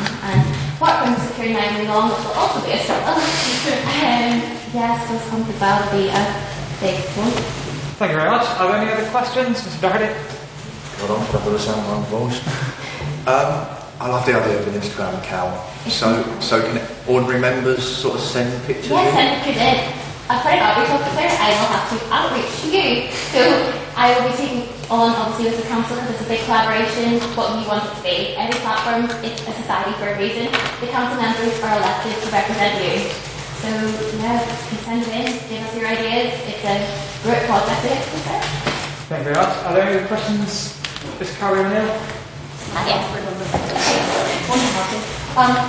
What, if anything, would you do differently with the Skills Hub? Or just be bigger or anything? Just do it more. I don't know if I would do anything differently because I'm not like a technical officer, but I'm going to be here. And hopefully just expand. Part of the reason I want to do the workshops actually is because if we do those before, it hopefully encourage more teams to go. And so we go into schools and kind of prepare them and encourage them.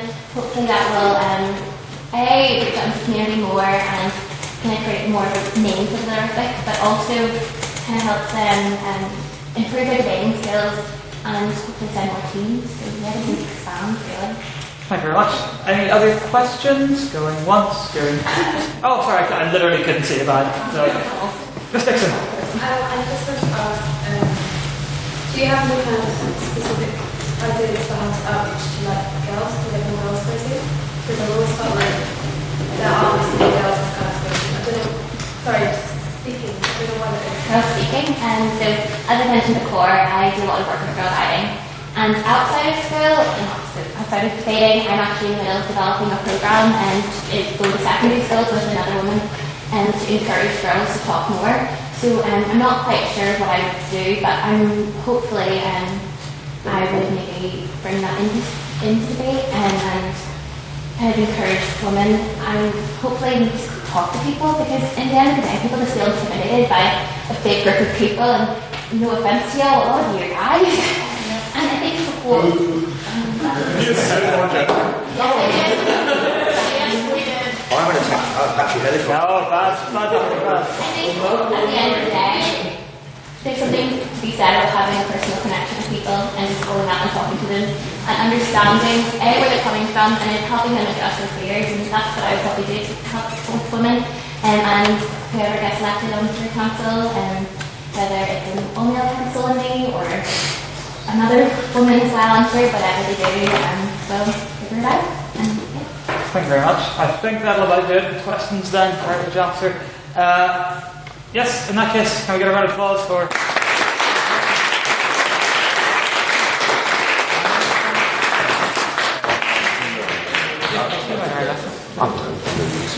Sure.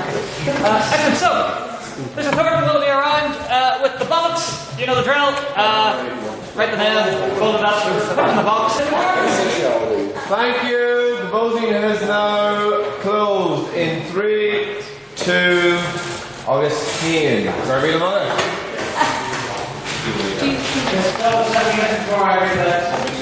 Thanks for that. Mr. President. Yes. Litter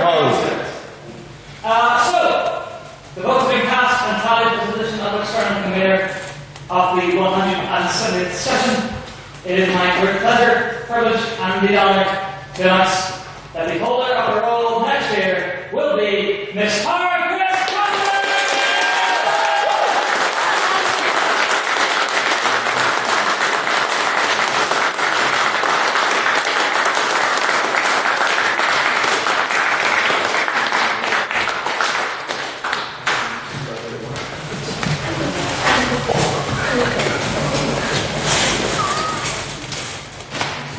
Congratulations.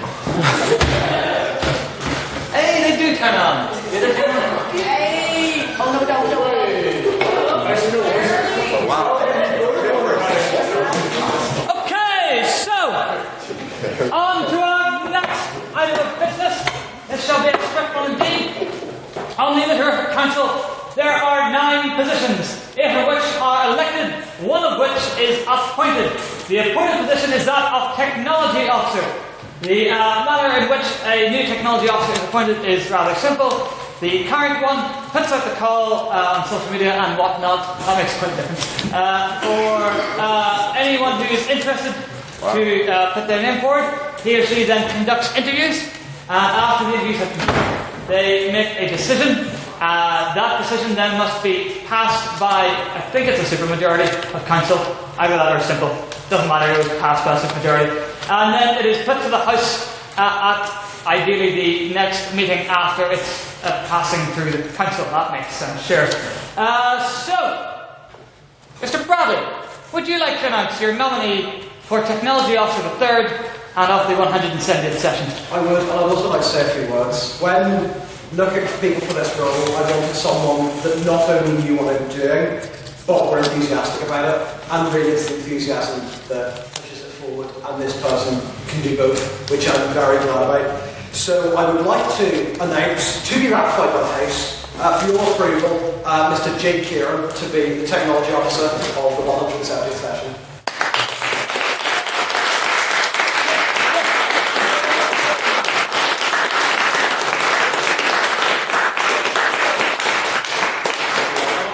I mean, if you'd like to say a few words, I didn't ask you to, so no problem if you haven't got anything to say, but... Well, just for a minute. I am an English student. I don't have a great deal of experience with technology, but I know enough about my laptop, I know enough about streaming, I have several failed YouTube careers, so... So I'm more than looking forward to this. I am absolutely honoured to have been considered for the role, and I'm looking forward to a new year. Okay.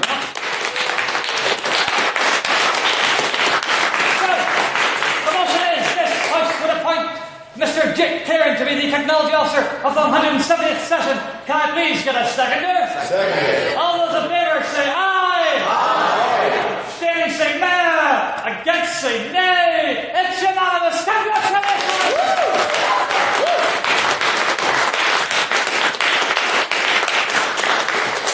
And so we move on to the final two elections for this evening. Are we ready to announce outreach? Or? No. Okay. So, the next election is once again another contested one. It is that of the training officer. There are 3 candidates in this election. The first is Ms. Imla Cortez. The second is Mr. Russell Nairn. And the third is, of course, reopened nominations. I would now like to invite Ms. Cortez to give her speech.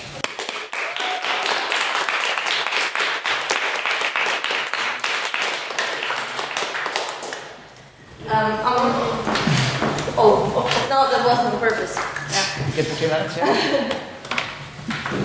Okay, hello everyone, how's it going? Good, bar? Like, we spent here like a lot of hours actually. No? I think. Well, that simple question can be something that is like, okay, what the hell are you doing? But it's actually called hooks, which means, in other words, getting people's attention. It's something that is actually, that I've done in a lot of debates, but it's an easy sentence that can change a whole speech, sorry. So, there are different things in public speaking that can make a huge difference in the speech that you're having. And those who read my manifesto, I'm talking about 3 main reasons. And why do I talk about 3 main reasons? That's because the number 3 is the best way to make people remember what your arguments are. So, first of all, experience. Second of all, I was talking about, nervous stuff. About structure, and third of all, like, critical thinking. Okay, first of all, experience. I'm going to talk about this, if you believe was a job interview. Some of you may know me as a crazy Spaniard that has actually been in the whole debate thing since the beginning, but that's not my debate career. Back in Spain, the first year I was selected by the council for working with the winner team to represent the university in an outside tournament. In second year I was selected to participate in the national debate, and that was my first time being in the national circuit. But then, as we have here, our national circuit in Spain is something that is very big. And I had 2 more opportunities to go and represent the university as a national tournament. We won 1 of them. The second week was second, so like, was good enough. Last year, okay, this sounds like my CV, but I don't want to look like this way. I'm just talking about my experience. Last year, okay, this is going to be tough. I was vice president of the society in Spain, and my main aim was to judge and to do workshops for the generations to come. It's true that English is my second language. We all know that. You can actually hear my accent. So, anyways, last year, like when we went to the 2 national debates, we went actually to the pre-selection of the FEMUDE. It's a Spanish-spoken tournament, like worldwide, and we didn't break for only 1 point. And what I want to say about this, it's not only that I'm not the crazy Spanish, it's something that I have experience with. I've done workshops back in Spain. The only thing is that it wasn't my main language, which is one of that's the question that I'm going to answer back. So that's the main point about this. I want to address, like, if you don't mind, kind of be like, Sorry, you've got a minute over time. I'm gonna have to stop you. Really? Yeah, if you can wrap it in 10 seconds. Okay, about structure, Lily has done her best for training the Literific, but my aim is to go one step further and just doing like as well on the weekends. And obviously, like, the people attending were quite low, and I want to increase that, but by talking with them, the Babs, like, and that's where I'll move to my third point, like, critical thinking, I will be fast. Miss Marcus, I'm afraid I have to stop you. Thank you very much. Okay. Sorry. Thank you very much.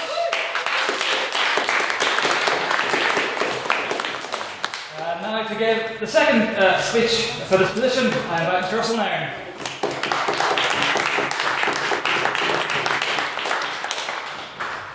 Right, so as much as I'd love to stand here and tell jokes for 2 minutes, I actually do want to get elected, so let's cut past that and talk about why I think you should vote for me as your training officer. My primary manifesto promise was also on forging the Literific into, I quote, an army of darkness. Let's talk a little bit more about what that means. As training officer, my primary goal will be to improve the standard of speaking in the Literific across the board. This means stuff like having a promised how to debate video, which trust me, you all want to see, and sending it to every meeting speaker in order to get a clear and visual idea of how a debate flows within society. It means being a clear point of contact for anyone who has any interest in speaking and any reservations or question regarding it. It means running workshops on topics ranging from baby's first debate to the nuanced and higher level competition aspects of debating, so that we can break into the debating circuit in Ireland and destroy Dublin's circle of self-gratification. It means working with the outreach officer to run external school-based workshops, so when they leave their standard of speaking so much higher, and they're more likely to come here and join the Literific because they have a positive experience of us. As training officer, I would do this to improve both the internal and external quality of our speaking for the glory of God given. And I have what it takes to do it. I got us to the Irish Times final. I've won or been in finals of numerous other competitions, such as Europe Direct Soapbox and the Western Ireland debates. I've run numerous workshops before. Best example of this is a 3-day debating crash course I ran, where I took a group of girls from the United Arab Emirates who had never debated in their lives before, and sort of got them up to a competitive standard to speak in front of a crowd. As training officer, I would like to inject my own particular style into every workshop I run, making them both entertaining and informative. I want people to have such a good time at Literific workshops that the second that workshop ends, the first thing they're doing is chomping at the bit to come back for some more. Vote Russell then for training officer, and we can put the fear of God King into the Irish debating circuit.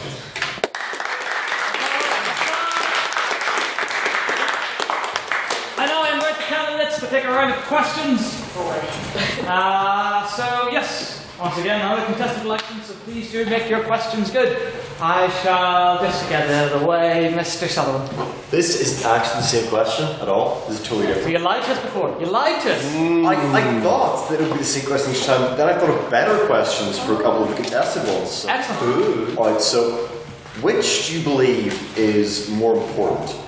Training people to be good at speaking in external debates, in sort of external style, wins competitive debates, or speaking in our own internal style, which generates good debates for the society that doesn't win competitions? Thank you very much. I'll ask Protest to respond first. I don't think that that has to be a dichotomy. Like, I don't think that has to be like, or you only teach people how to speak good at IVs, or you only teach people to be good on our own kind of debate. I think it's something that is one step forward. I think it's something that you have to teach, and that was awesome. That was something that I wanted to talk about. It's not only because you can teach them how to speak well in our own kind of debate, and then you can teach them how to speak well in IVs. But the main point is they know how to speak, and they understand emotions, and they take all the words that are in the emotions and kind of make a good argument out of that. So that's my question. Thank you very much. Mr. Nairn? Alright, so the question is, which is more important, internal or external debating? And the answer is going to be yes. The circumstance is that internal and external debates are very different beasts. And so we're going to have to run workshops that deal with those aspects in separate ways. So for example, the first workshop I plan on running in the year would be a workshop called Debating at the Literific. which is very much internal focused and designed all around teaching people who are brand new how to go through the motions with literific etiquette and all the weird rules that tend to come up, and just how to be good in a house debate. But also, then you would have separate workshops teaching people, how to go away to IVs, how to deal with all this stuff, and how to perform well in a competitive environment. So ultimately, yes. Thank you, Mr. Nairn. Are there any other questions, Ms. Carberry O'Neill? I know you've already mentioned a little bit, maybe perhaps give us a little, because obviously your training workshops throughout the year will be for different things. Could you both just give us an example of maybe what possibly your favourite training workshop that you would run would be, and just a brief overview of it? Mr. Nairn, respond first. Yes, my personal favourite, in case any of you haven't ever noticed, I really like to do a humouring bit with most of my debates, and that's very much my style. So my personal favourite workshop that I'll be planning on running in the new year is a workshop entitled Finding Your Style, which is all about different styles you can approach a debate with and how different individuals can work with that to create a really amazing podium presence. Thank you, Mr. Nairn. Ms. Burgess, your response? The workshops that I have done are very, in some ways are very different about the random style debate that he's talking about. I think that, of course, all of us have our own personal type of debating, but the main aim of debating is critical thinking. And that's one of the main aims for me. It's just extracting the full potential out of the people, out of you or out of whoever is going to go. So that's why I wanted to center the workshops not only knowing how to speak, but how to think and understand what they're speaking about. So that will be actually my answer. You can find your own type of debate, debating and actually thinking about what you're debating and why. Thank you very much. Are there any other questions? Mr. Kieran? As Mr. Sullivan has abandoned his question, I will raise it as my own child. I have adopted it. So, what does each of the candidates think that the biggest problem they will face will be? Ms. Portis, respond first. Obviously the language, no, I will say.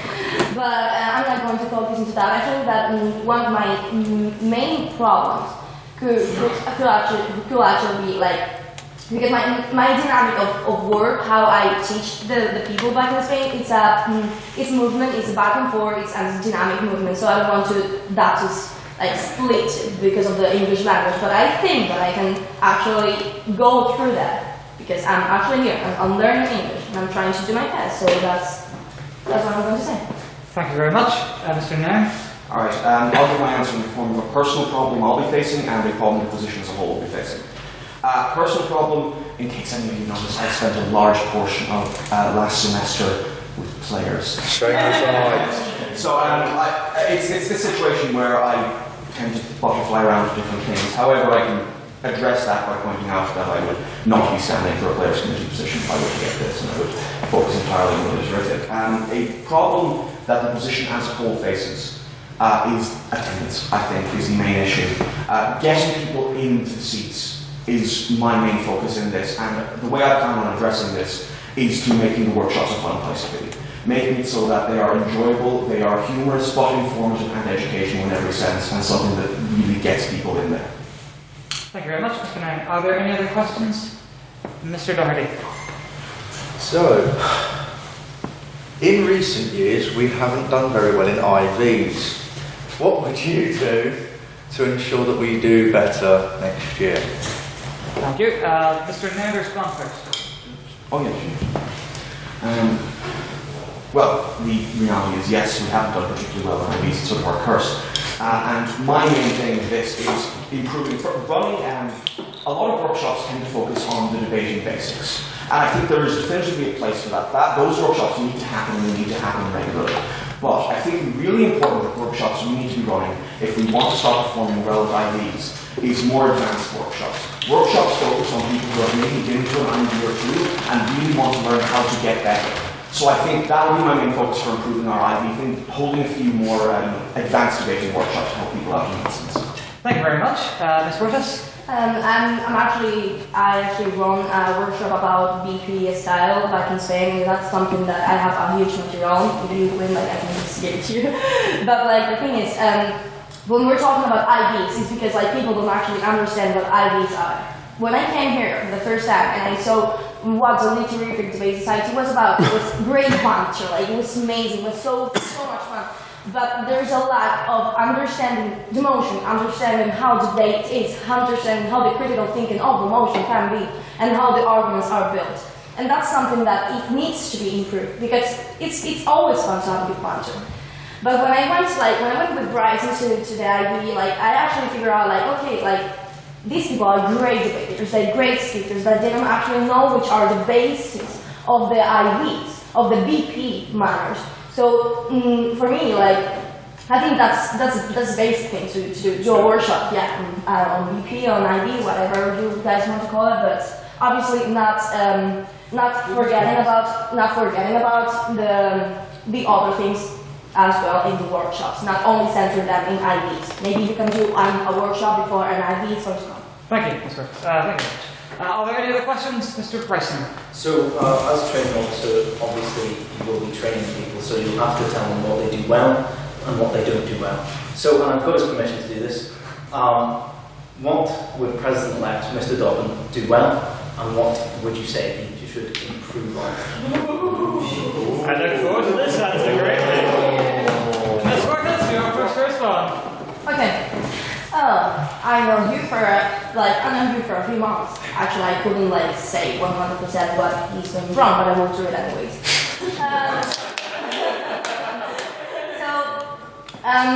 I'm going to say first of all the bitter part, and then the good part, just make him feel comfortable. And in the bad part, what I think is maybe his kind of way of body language, which is actually well, I'm going to be Mr. President tonight.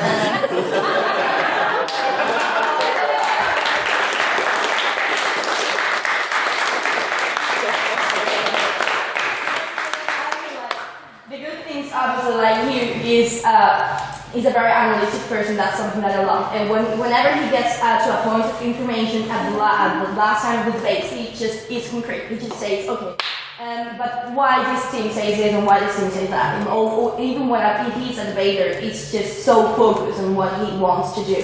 So that's something that I love about you, but I don't love his talking. Mr. Nairn. Sorry. Alright. So the first thing to say about Mr. Dobbin. First, many things. Mr. Dobbin is a fantastic IB speaker. He's a fantastic competitive debating speaker, primarily as a result of the fact that he's able to produce a speech out of thin air. I don't know what devilish entity you made a deal with to be able to do that, but it's miraculous to watch in action. However, as a consequence of this, we occasionally see circumstances where the arguments before might be a bit light, so they might have not been thought through as extensively because they haven't had enough time to do so, really. And the structure can suffer in that aspect. We end up with a situation where the speech isn't really holding together as a coherent entity, and it's not really working with the debate that's going on at the time. Also, in a fashion sense, there's nowhere to be. Otherwise, I love you, Mr. Dobbin. You're a lovely man. Thank you. Thank you very much. That's about it for our question time for this. There are 40 seconds remaining, so I'm just going to chip in on that last one because I can. I mean, personally, I would say that it's the way the cue goes. He starts off like this, and then as he progresses, he gets louder and louder until he's shouting at us. That's sweet. Please, it really hurt my ears. You're a fun guy. He is. I mean, he's wonderful. This is a bit of the evening where we slap off here. Yes. That's the best part of the And evening. you got your great there. Anyway, thank you very much, candidates, for taking these questions. Can I get a round of applause?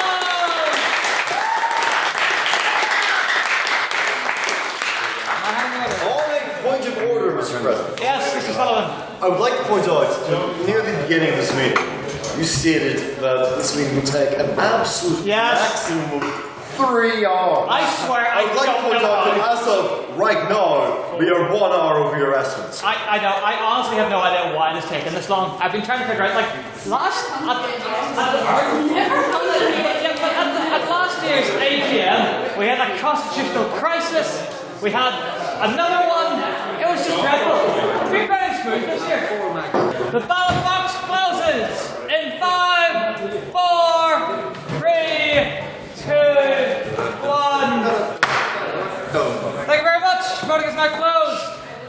If you would care now to turn your attention Skywood. Thank you very much, Mr. President. It is with great pleasure that I announce, of course, the duly elect Chloe Ferguson.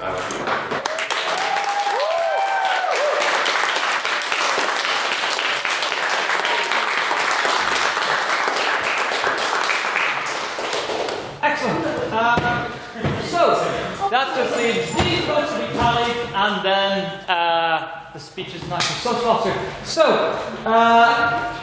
social officer was our only position this year to receive secondary nominations. So these were received from Mr. Evan Doherty, who, as he was unfortunately unsuccessful in his previous election, will be speaking this one. The other one was from Mr. Chloe Ferguson, who actually has just been foreign outreach officer for next year, will not be standing in this one. So they will be conducted in alphabetical order, and I would therefore ask Mr. Evan Doherty to return to the front and give us his speech.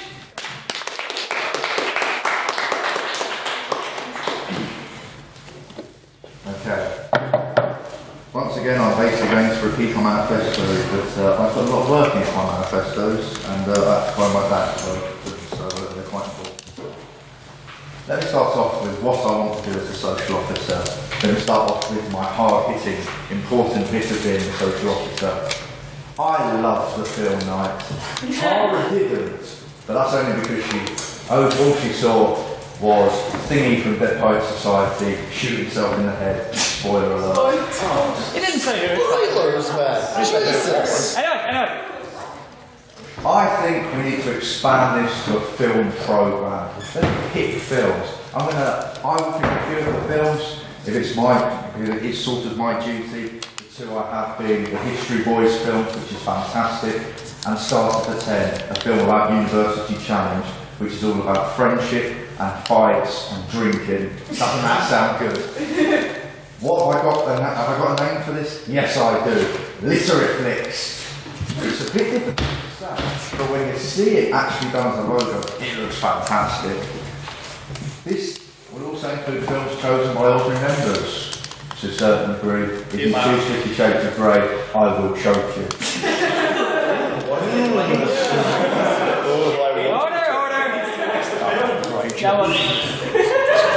Next. So that was my main thing. I hope that got your attention. Let's talk about the Halloween pub crawl. I loved it because I managed to go into Ollie's with a load of flowers. What will I do to improve it? Let's go to loads of different pubs. Let's go to loads of different things. Let's go to a cocktail bar. Let's go to somewhere that specialises in liquor. Maybe a liquor saloon. Maybe call it the Crown. I think this would be a great addition to the pub crawl because it caters to everyone's different tastes in the society.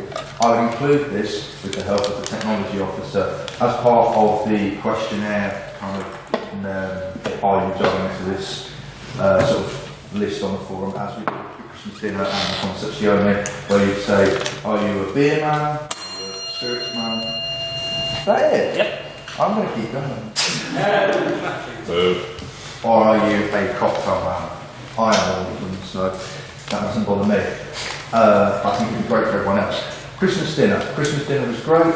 I felt a bit cramped, and Mr. Perry got hit with fake snow, which I felt was quite unfortunate for him. I would make sure that Christmas dinner is in a nice place where we can all be quite spaced out. We all have freedom to ourselves. We can also all sit with our best friends and have a great time together. Conversazione, I will do the best that I can. I haven't been to it yet, so I don't have a lot to say. It sounds great. I'd love to have it in the Reform Club again. Of course, that was organised by Mr. Goss. But to say that... Why are you looking at me? That's about your time. That's about your extra time, Mr. Doherty. So... I mentioned the pub. Very... 10 seconds. Okay, every Thursday we go to Woodworkers. It's really bad when it's raining or when the football's on. So I propose we need at least choices of 3 pubs every Thursday night. Not completely sold on what pubs yet, but thank you. There we go. Thank you very much. Apologies, I did try to account for the time during which people were laughing, but nevertheless, you still went over time. So, our next candidate for this role, please give him a warm welcome to give his speech, Mr. Jack Patton.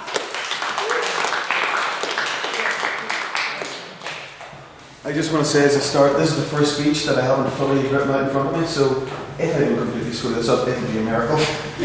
I'm running for this position for a relatively simple reason. This society has been the most fun I've had at university, which as an engineering student is quite a low bar, but still. From watching Russell give some of his speeches that honestly had me in tears of laughter at some point, to sitting down after giving a speech in the Israel debate, which was a feeling of somehow very deep relief, to 5 minutes before my first speech, the mixture of joy and terror, it's hard and near impossible to describe. So that's why I want to run for this. I want to give something back to the society that has given me so much. And what I want to do from a policy point of view, my main changes would be, this is going to be either unpopular or popular, depending on whether I get alcohol, is bringing back speaker's wine. Vaguely costed it, and it's something we can do. You might add as well, something Edmund said that I was thinking about earlier, is having a backup pub for Thursdays, just to ensure we have somewhere to go in case of football or rain or Lafferty's burns down. All I have left to say at the end of this is quite simple. There's a lot that society can achieve, there's a lot we together can achieve, and I want to do everything I can to make it the best possible place we can. Best luck to the rest of the candidates. Russell, well.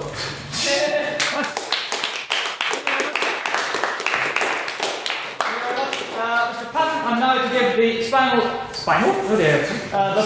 speech, or the spinal tap for this evening, Mr. Ted Pine. We're all probably really burnt out at this stage. Gideon's run off. Right, I'm not going to go up here and tell you about a load of new events and loads of new fundings that I say we're going to do. Right? Sitting over here for 5.5 hours, we're all feeling a little burnt out. That's what we don't want the ordinary members of our society to do. We don't want to have an oversaturation of events. As social officer, I will ensure that we have quality social events rather than huge quantities of huge things that like 4 or 5 people come. Like, if we take a Christmas dinner, for example, we had a really great turnout for the Christmas dinner. The best there has been in years. Ever? Ever. Right? That was brilliant crack. That was brilliant crack because there were so many people there. It was well organised and it was just, the evening was fantastic. I want to ensure that events that we do hold are held to that same calibre, they're as organised as they should be. Second point I want to make. As a society, we want to cater to as many people as we possibly can. Because without this, it's going to be really, really hard to have engaging and passionate debates. Now, society's numbers have been going up year on year. It's going to become a bigger society. Our members are going to change. The type of degrees they're doing, the type of people there, that's going to change. So we need to keep tabs on what these new people coming into our society want. So, as social officer, I'm going to implement the thing that I'm calling the Literific census. It's essentially finding out who our members are, their interests, their hobbies, and what they're expecting when they come every Thursday night. We'll use this not only to tailor what we do after debates, the posts that they want to go to, but also we can focus into the debates as well, you know? What topics are they interested in? Can we focus debates around that? Because I think the role of social officer being so new, it definitely has more of a role to play than just organising the discourse. Okay. Thank you very much. And Jack, if you'd like to come to the front and just, for my convenience, stand in the order in which you give your speeches, so Edmund and Jack, and then Ted over at the other end. Where am I? Here? Ted, just go right down to the other end. There we go. Thank you very much. So, yes, we shall now move on to our final round of questions for this evening. Okay. So, are there any questions for the candidates? Mr. Sullivan. Now, I'm actually going to ask the question. Right, I'm going to make this much more explicit than I did in previous times. I'm specifically looking for you to identify weaknesses within yourself, specific to this role, and tell us how you would alleviate those. So, what do you foresee as being the biggest challenge for you personally in the role of social officer next year, and how would you alleviate this? Thank you very much. I will ask Mr. Doherty to respond first. I have two. One will be not staying behind to do all of the chairs to make sure the tables are in the right position. Because I really like Exactly. I won't be able to do that anymore, which really makes me sad. In reality, I'd say my biggest issue is I know everyone, sort of. I need to get to know everyone in the society and get to know all the members as well as I can as quickly as possible so that I can make sure I organise the events that you want to see and that you really will enjoy. And I don't think I know you enough at the moment to be able to do that. Thank you very much. Mr. Patton?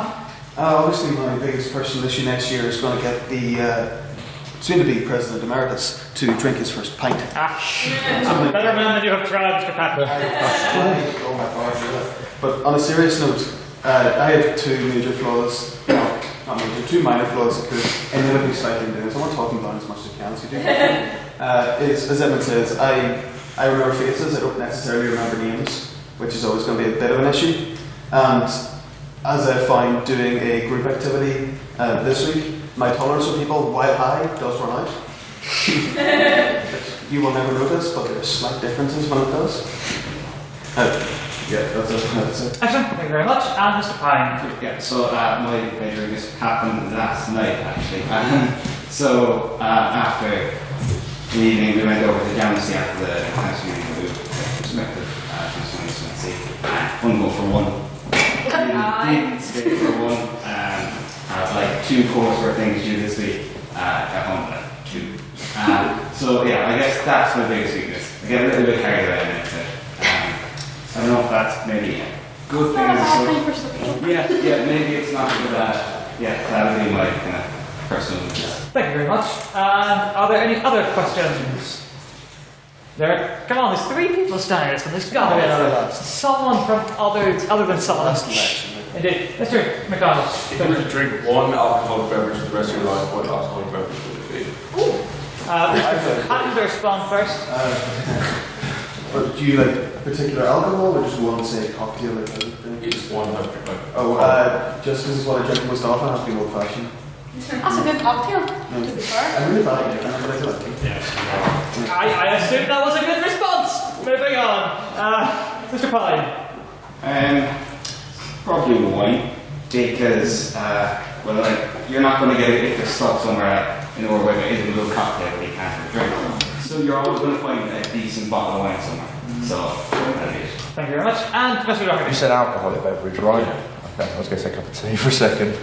I would either go with Guinness or to nick one of the new technology officers' cans. Here was I.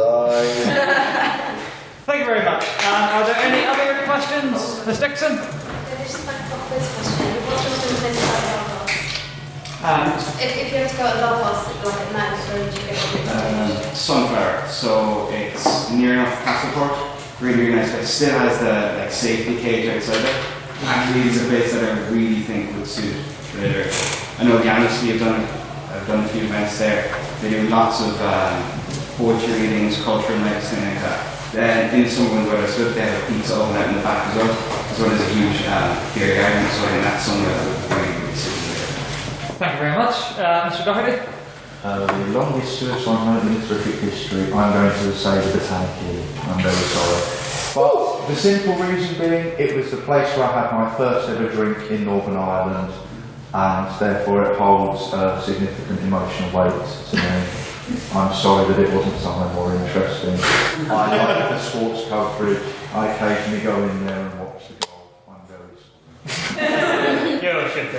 And finally, Mr. Patton. Well, in general, my kind of favourite area of Belfast is always going to be poker. But I thought to pick one of the bars is going to be, I think it's 39, simply for one very personal reason. They're all had an iced tea. Just one of them can completely... What's the barrier for swearing? Just say cancel. Yeah, completely blew the head off. It is a fun experience that I've all been falling over many, many times. Excellent, thank you very much. Any other questions, Mr. Bradley? Yes, you've talked a lot about the sesh per se, but as we know, social officer is about making the society cohesive and coming together as a whole. So what efforts would you put in place to bring together not only people that don't drink, but the members of the society that maybe aren't as outgoing, because we do have quite a few that maybe not only wouldn't speak in debates, but and just then watch them, what would you do to make sure they're part of that community and not sort of off to the sides? Thank you very much. I believe it's back to Mr. Doherty. Get them to watch films, because if they're going to watch debates, surely they watch films. Alongside that, I would also sort of kind of do what Ted did, but do it more in a verbal sense, as part of Mr. Sullivan, getting to know everyone better. So speaking to people about what do you like, what do you want to do, what do you want to see in this society, you know, I think I'm approachable. Everyone here disagrees, clearly. I got a very good laugh, I was impressed with that. Yes, so certainly speaking to people like I did at my first debate, and I know at least some of the people here just because of that first debate, and going around to people and thinking, and that's how I ended up, I'll stop hitting this. So yes, speaking to people is the most important thing I think you can do, verbal communication, and even people that aren't very confident speaking in debates or just want to watch debates, you know, if you can get them in a slightly more intimate setting. That sounded really creepy. Thank you, Mr. Doherty. That's time. We'll just have to imagine what you were going to go on to say. Mr. Patton. Obviously, to link into the point that Strike was making, you are going to have to hold more, we are going to have to hold more non-alcoholic events, whether it is film nights, trips to the QFT, like me and the president alone went on last term. Yeah. It was really nice. Admittedly, we didn't know each other were in there until the very end, but. Or stuff like a pizza night, like I did for the other society that I'm on the leadership team of. It is a matter as well. Say what it is. It's partisan political, that's why. It will come down to, as you're saying, personal interaction, not just about what they want, but how to get them more out of their shells. As someone who was very introverted, just having that one person to sit and talk to and understand that you know is, safety might is probably a bad way of putting it, but things come to mind. Just so you know, they become more confident, they're more willing to speak in debates, more willing to interact with the rest of the group. Thank you very much, Mr. Patton, and finally Mr. Pine. Yeah, I mean, this really grand idea, we're going to ask them what they want to do. Now, as I can outline in the speech, and as the society grows, it's going to be hard to just sort of talk to everyone and ask everyone what they want. So I think having something on paper, something like a literific census, really gives a good ground for the council to then go and say on paper, okay, this is what people are saying they want to do, rather than trying to remember what they were telling them after a few points in the pub. Like, it's going to be hard to remember that. So if you hand out a quick, like, 5 or 6 question survey on every seat in the centre of the report debate, they put it out to everyone and they just leave it there. That will give us a really, really good guideline as to where the ordinary members want to go and what they want to do. Thank you very much, Mr. Pine. We'll have one round of lightning answers. So your answers will be capped at 30 seconds. I will interrupt you the moment you hit 30 seconds. Are there any questions? Anyone other than Sullivan? Please, it's really good. But I want to go home. Miss Ferguson. So obviously, if we're a social officer, then we need to bring in new members of society and get everyone filled in. I was wondering what you would do to help engage with freshers and get them in society. Mr. Patton to begin. Well, obviously the first thing we're going to do is advertising a club at the actual freshers fair, ensuring we are having one-on-one interactions with individuals there. Like I ran a small critical society at refreshers this year, and people, I'm posting someone saying, the best interactions we had were the one-on-ones. So we're not talking to a big group, you're not trying to pull out people who look a wee bit interested, and just picking one-on-one, the people who are walking alone.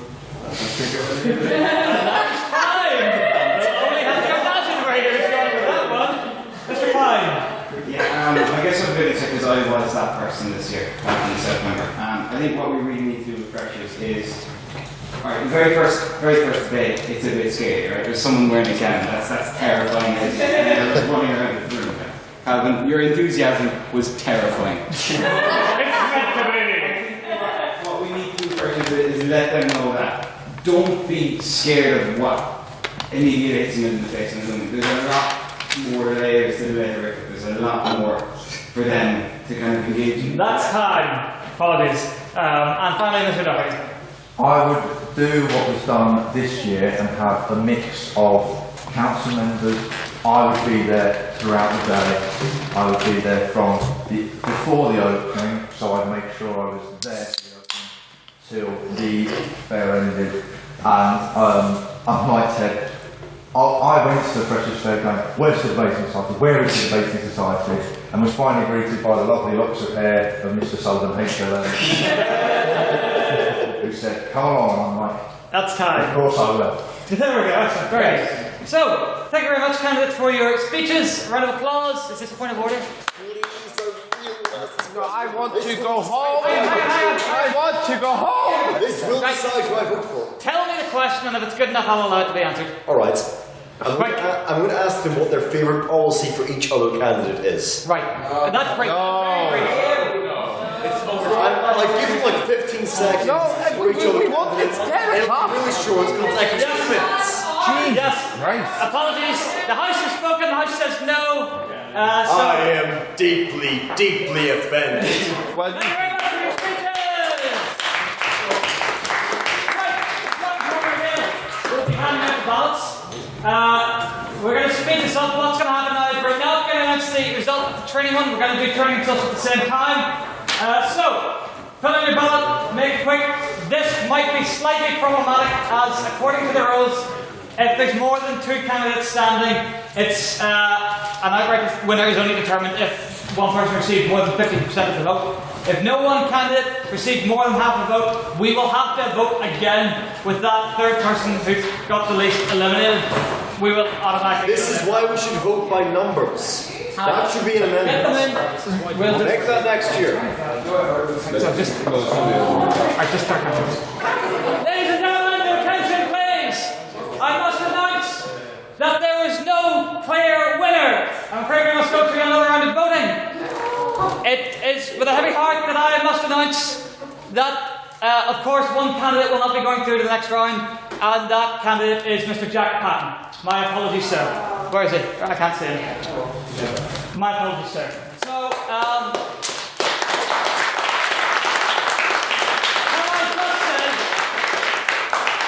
it was remarkably close. So you did well. So, should we do one more question for each, or just vote? One more thing to do.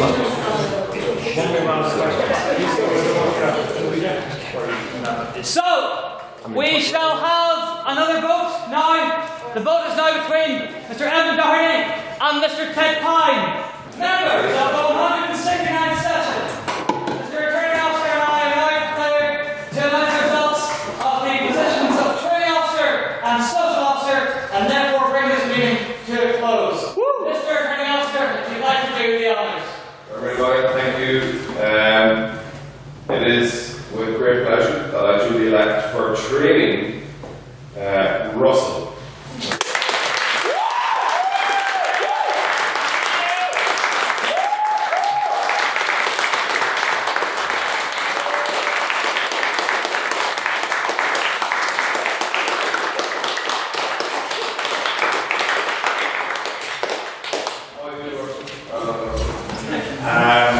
Before I announce the last winner or sort of contestant position, I think it's worth noting that we congratulate every single candidate that stood for election. Standing for election is an extremely difficult position to put yourself in. And I just think that every candidate that stood tonight should deserve it at the loss. So I well.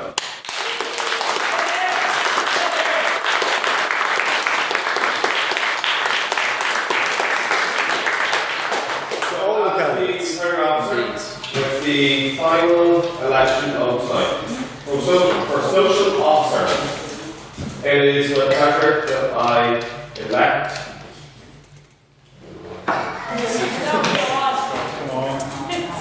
There are 5 hours. That I elect Edmund Buckley.